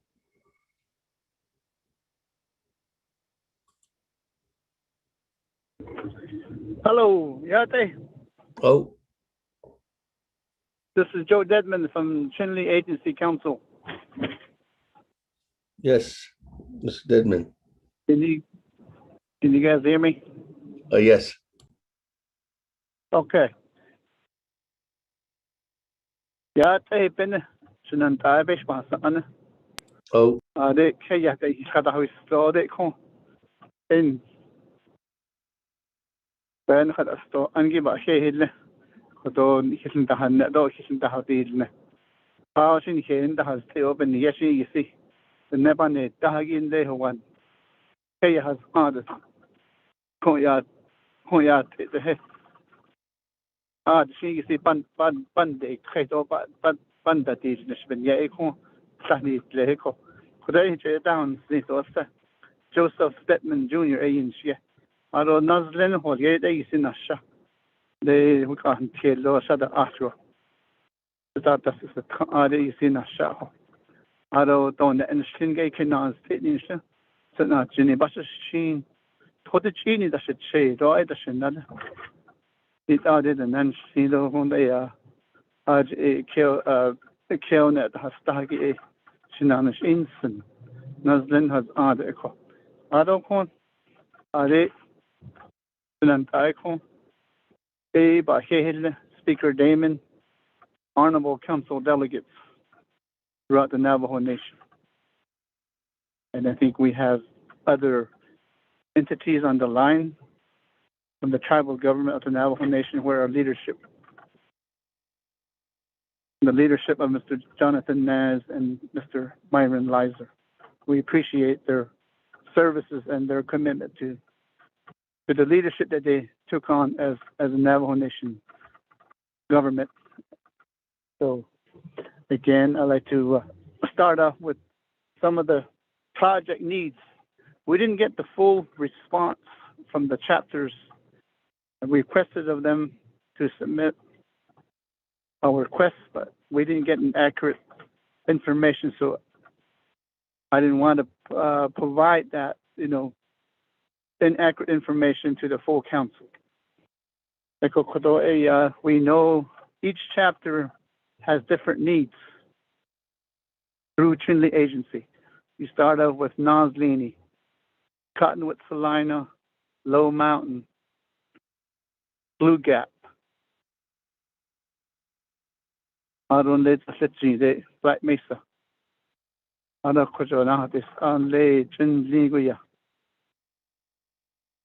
Hadlana, Sansa, look at your say wheat fields. Sansa is Ara Point, Ade, the Nep, Bunny, Dunley, Rough Rock, they still.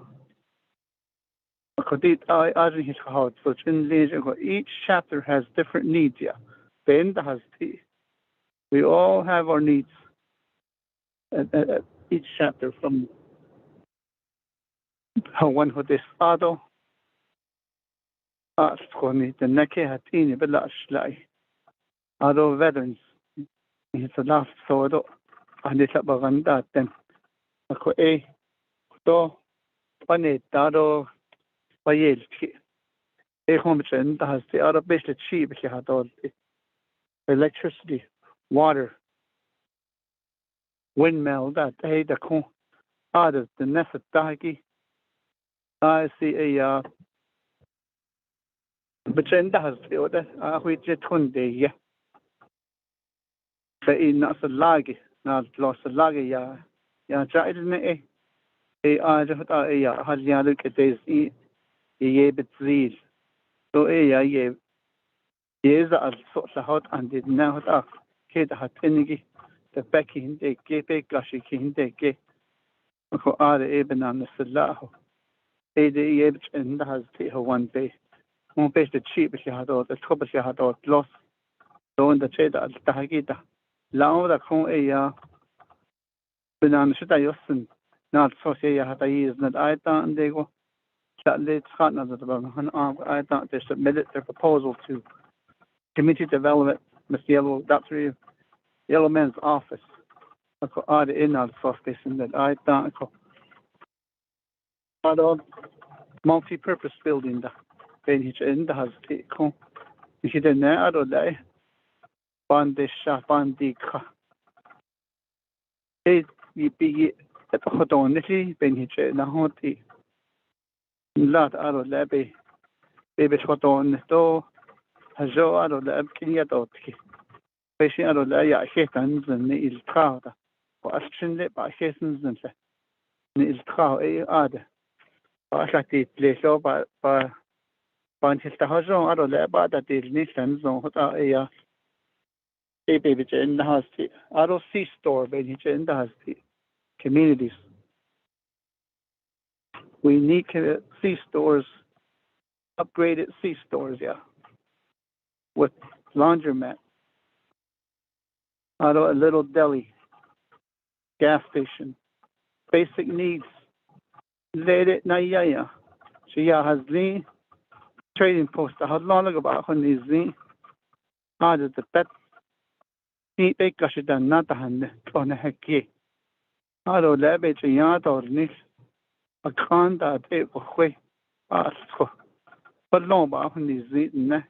Jano yitin da sto. Ad ya yanaz. Yod ne shata halzen. Yod shata trofego about when these the. Ako hot heki. Kade po wilza. Sahon story that then. Ko edo finish and how the question submitted the other roads a team finish and how the passion he can lay in legoya as on how place neka but on conditions by hill a team has a yilda but then never snad at that slata to halgenda to be and they Nazlendo change was chiliero. Ba hel ba heni tsun as le got khata hosso ta na zab khata hosso a khata a team baby chen da has ti chides khodo al wasche kon as chenen le ol kha be do ge da station da hatle da chaske ton da denna alo la son de olo ado don khan da hat zi da so sa ho e do khata ada hado wal do khata to this sort of was thank you. Edo arod ne chiyos which chon. Kashi nan zozo to to ni do edo no ido les ko ol go da zel go da arona nes kena ta ko tindan. Khasa da liada bohne zando les atina yo ilila ne 7 miles, bigger, $34 million is what it costs for an Alvini road project. And that's a lot of money.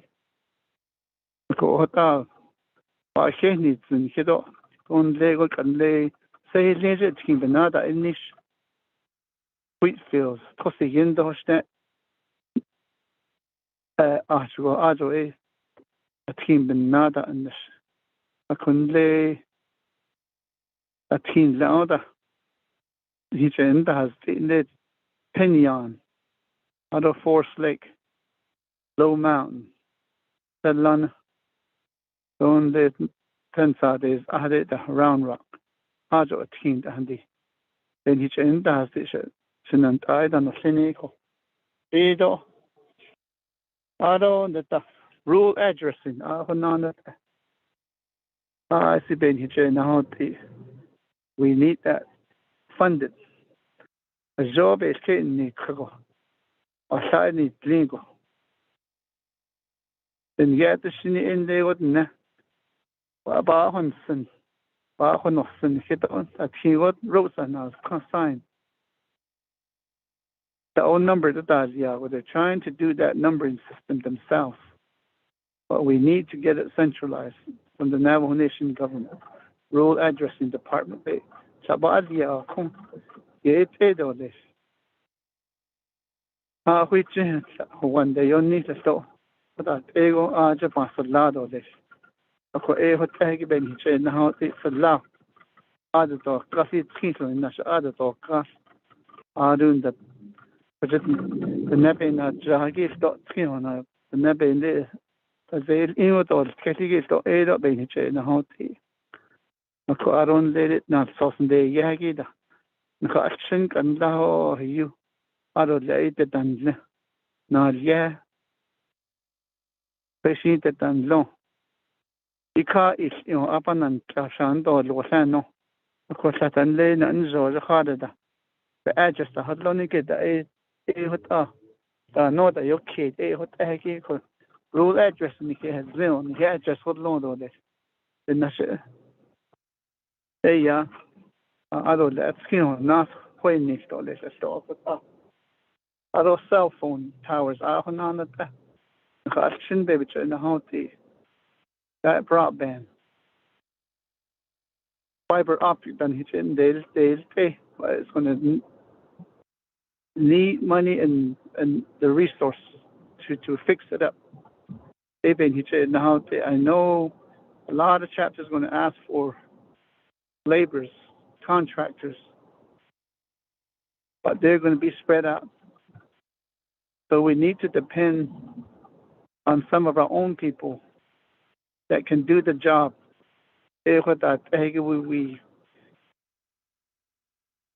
We need to improvise and be able to fix these things for our community.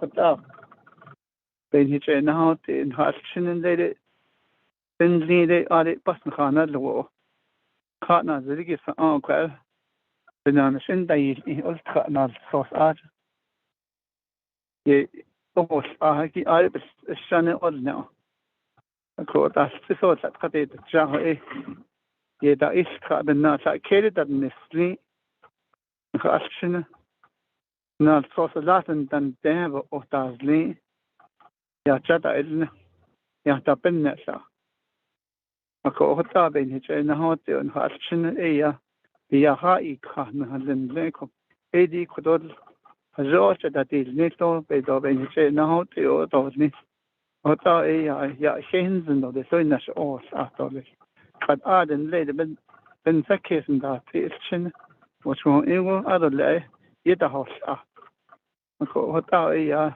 نهر يخز آده شأت خاصي مش بيش بحث أنو سيني شننتقاي أدو نال تلوش خز آخو نانت دين هيك نهوتي ليد تهوتي لايداز لي نان بالله ناداز لي يكو أنا خصن نتسا ناسني بالنشأ أسفت أدو لأي إيلا أدو لأسهوتا نان اشتاد تو نتلا عاسي لانغو با اوتازني شو ايش بيسو بنين هيك اتشتيت بيخا دوفتاش دون دتابيات اون هيتلاست دولش فيغون هيتلاست دولش to improve our livelihood yeah this ARPA money e binin hichetete ako and also say yeah and needing hitla hasna that basic it is igi and hitla and the kind and the خيريلا has honored the hat خير شيء طبعا has honored ده هذا اللي تاني كده جو كويسي جو أشتى نخاش ده توشيش هذا بيش بس أنا نفسني خدو إيه تا إيه أنا هو تيجي تا بس هنا أنت اللي كيا خاطنا زت has honored بيش بس أنا هوته وشو إيه ونخان ده شيء هنا أنت كي ألم بكي هذا وانت Eugene So, Arunda Carl Slater, Arunda Mr. Yellowhair, Jimmy Yellowhair. It's what's going on in the Handad, so that's a link of Zodo. Shouldn't I think that is not so then Sago Shehako, Adenha, that's in Stone Handad, Don't cut that dots. He not a compeso, he took a date. أكو دي هجوب بين داديل مش بهز آني تدو هيو بدن إلجي أكو إيده هذا بيسو يش أنت ديل شيرو يانا كي جو هذا أهوشين بتفا خطري شدي بيكتش لا تنزونشي شو إيه هتا بيسو دي زوج إيه بالناشي خطنو آده نهيش بيسو يخليا جديد Ayan hitla hasna dol shel khasi chapes hasana. Ade the reporting needs of each chapter. Some of them submitted them, some of them didn't. So we will forward that later on when we get all that together. Although, but the majority of the chapter needs are that I just spoke about. We all need to come together on it. We submitted them already to community development to Dr. Yellowman's office. So we just need to collaborate and work with them through the leadership. So each leadership up there have their needs also, legislative branch, executive branch, and judicial. They all have their needs also. They got the bigger picture of the needs in different communities throughout our nation in Window Rock, all the 5 agencies, Fort Defiance, Crown Point, Shiprock, Chinley, Fort Defiance, and Western. So the hata ben hitchen da has this has in the jo hitchen that is ni be bayatel that we wanted a separate office. We talked about maybe the Navajo Nation Council can do a separate legislation to give authority to have a ARPA office. They aj eke days clearinghouse and then get achon shenanta shana venzoya hatsi aj the best ordni bahni ya age in national nistoles it $8 akotita na the sondego aj jo riala bahne $3 eketla anniskote khotoni or aj khona be nilzeno السنة هتزا أويو نفاعل ولا إيدي كات نبيسو ين أويو نسا هذا شتاز إيدا أكو جولا بيسو وكيك أنا كنا خايشين يسي كشتي هز تا كو إيبن نش كون إشتنا نشيت إيبن نششين أتا إيدنيشن أنتاش بيش بحث أنا هذا سحنا سنجي هو I need age ado lepan haton hand and oyan khanan asli le hada yen hekya hanashta hatan hit khatin shmi kun lego hatada sahnani tlido le sant andi bo hota ko dina shi a khon to ni sadazun be kine kha ko ado lepan jo kha jo ede ado le nan isnan le ko sinan ta ko kodo e na شنلي بالخوات زادو إيه كدو إيه تدا من ساقونان خوشكا كتنا النشكيتو عند التبيز هجوت شديدي الإيل نجد النبي بكاتي جا يا تيجو بلاه توت ليدا بس نادا هجون دولش آرون دا كون بأشنيات إيه نان يناز دادو ديش هستلي بس ناز دادو ديش هذا أسقبي بس أنت هستيشي كون هذا دي تليدو تشيلدو طيب تاسيدو بايد إبانيت تاعد نخاشن الله الأندنيت وشهود إيجوكو بيسو ين أنهي أصلين ند كدوشين جوبي ناي كابي الكيني كيجو نجونا إيه أدات إلني شنا هنت بيش بانسا أن آدي تا إسو نصفان كياني تدا هو السوديكو نبانا خاكي تدا نساقو شاء كون آدي هتان هنا مشين نصنيجيكو ديت آدي نيجا هاسي دولش شنن دودة يندنن نكلتا هلون دولش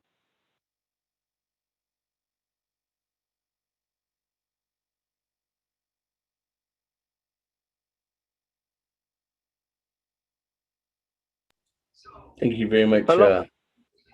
You hear me, Mr. Devin? Yes, sir. With that, does that conclude your presentation? Yeah, my vice president from the Chinle Agency Council, El Sadat, should be on the line also. Or if there's any questions, I can refer them back to both of you. That, colleagues, is there any comments or questions at this time for Chinle, our central agency?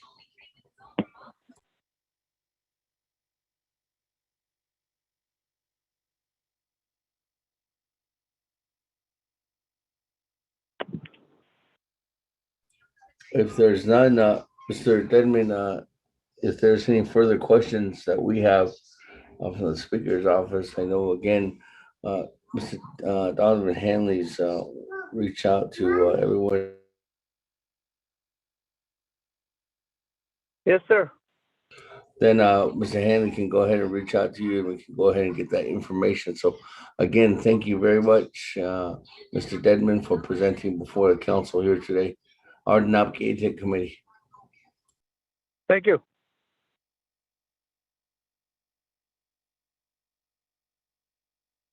That, colleagues, it's moving on down now to item number D, Northern Agency Council.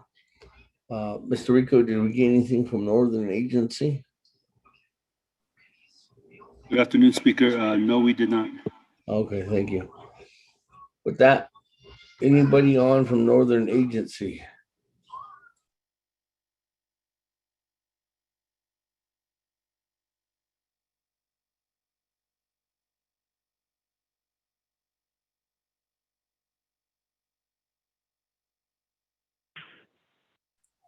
Again, anyone again from Northern Agency?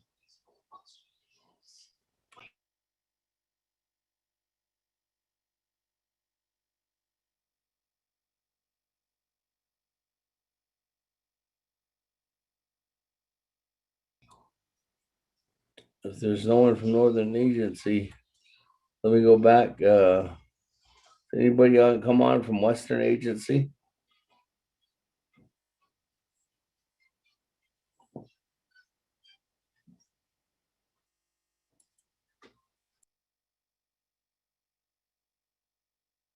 Mr. Speaker, Yes, Mr. Dedman?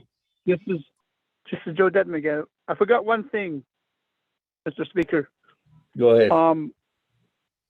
These COVID people that got COVID, I know it hit hard within the immediate family of myself, and my relatives. And all our relatives throughout this great nation were affected. Some of them passed on,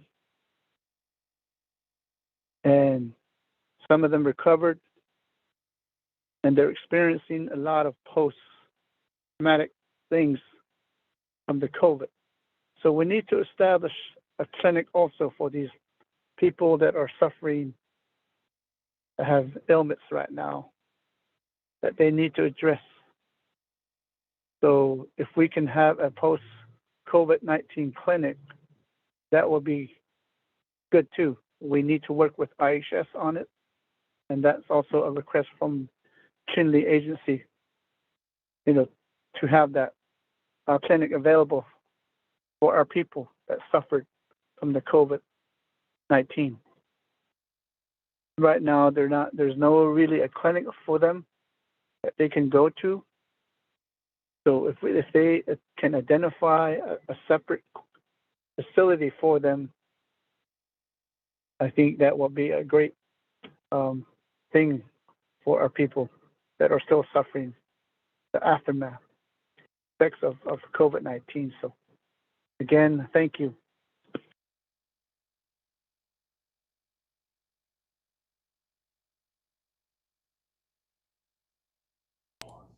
Thank you very much again. Well, thank you very much again to you, Mr. Dedman, and thank you very much to Mr. Shonovan Dale from 45th Agency for presenting before the Naa'bik'iyati committee today. So appreciate that from those out in Western and Northern. If there's possibility for them to come back at a later date, we can go ahead and set that up too as well. But that concludes our presentations for today. Colleagues, if there's any further comments or questions for Western and Northern, we will reach out to them again and see if there's any other recommendations for Central Agency. Thank you very much, Mr. Dedman. Again, if there's a follow-up. And on that last request, I know that there's something that we're all working together with Dr. Jill Jim and her team members, and we can bring that to the table for that on that message. And then for 45 Agency, again, I know that you're still saying that there might be some more submittals, can bring that forward, and then you can go ahead and still send that over to Mr. Hanley. So again, thank you very much, Mr. Dale, and Mr. Dedman, for presenting before us here today. Colleagues, that brings us on to the close of the work session. Announcements. It seems like a recap of today's meeting. One is that we'll set up that leadership meeting directly requested on the whole foundation of the fund management plan and get everybody on the same page so that we know where we're at. So I think that's something we can do. Mr. Rico, I'll talk to with you and we'll get Chief of Staff on the line, and we'll get Chief Paulson Chaco on the line too as well, and Ms. Barbroff, so that we can go ahead and start developing that agenda. And then from there, we'll go ahead and make sure that controllers involved, OMB, Office of Tax Commission, and then Business Regulatory Office, so that everybody's part of that discussion. And then moving forward on the agencies, thank you very much again to 45 Essential for bringing those presentations. Thank you to also to the understanding and awareness that we're doing to really help assist in getting that off the ground. Especially at this time, as there's a real big push in order to make sure the chapters receive the adequate services that they need in order to protect our Navajo people, and also re-engage in the focus on helping maintain the goal of the ARPA funds, and that's the road to recovery. And I think that it's been a long time since we utilized those words, a road to recovery. I don't think we've ever really recovered. What we will go ahead and use that as a bridge in order for us to go ahead and build off that and heal our communities and get a rebirth out of that with these funds. So again, thank you everyone on the line for being on this discussion today. That, colleagues, on announcements, to really set the tone. Tomorrow we did have another work session, but unfortunately there is no Naa'bik'iyati committee, just for the fact that there was needing more participation. And I know that there's numerous different meetings going on, and it's really the guiding tools in order for us to build out the procedural realms of the fund management plan, and really try to divvy up some of the real responsibilities that can be addressed, and shortening the red tape or cutting the red tape on some of these procedural processes, and really trying to make sure that information is given, addressed actually well between all the members of the Naa'bik'iyati committee. So that has been postponed most likely until early next week. So again, thank you everyone for being on the line. I'm not too sure if there's, I know that there's numerous different meetings that will still take place tomorrow. I'm not too sure. I haven't gotten a request about a specific meetings this weekend, but again, thank you everyone. We will be having more work sessions moving forward next week, and then really trying to identify that these work sessions that are continually going on are not only requests, but also actions that need to be, or actions that are going to be required for us to really try to pave the way that we can shorten some of these service timelines, or I guess some of this internal service timeline that Mr. Sean Dale brought up about really trying to help build these options and build this build out as quickly as possible without having to drag of moving a lot of this paperwork as slowly as it can walk through the process. So again, thank you again, everyone that's on the line today. Colleagues, are there any other announcements at this time?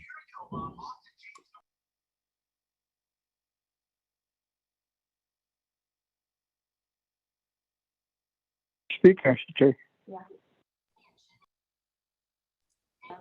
So far, we're looking at Hello?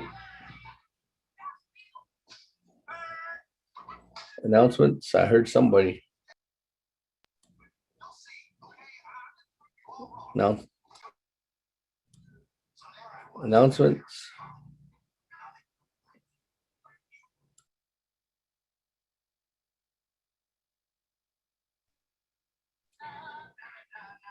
There's no announcements, colleagues. Speaker, Chair. Yes.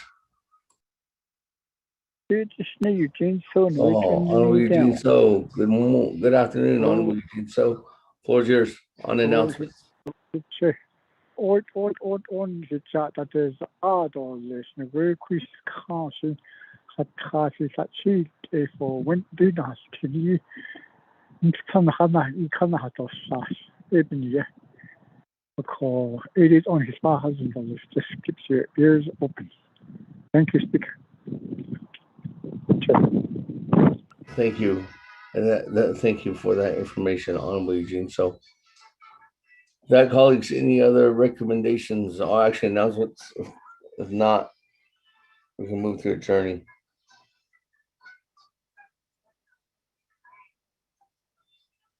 There's none. We'll go ahead and officially adjourn right now. Time now is 12:20 p.m.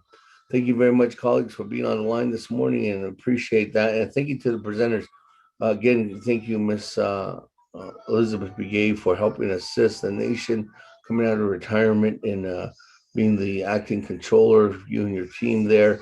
Thank you, Mr. Dale and Mr. Dedman, for presenting on behalf of the councils for your respected areas, and we look forward to further discussion on Western and Northern agencies. So have a good day today, everyone. Go on. Have a good day, Speaker. Oh. I'm going to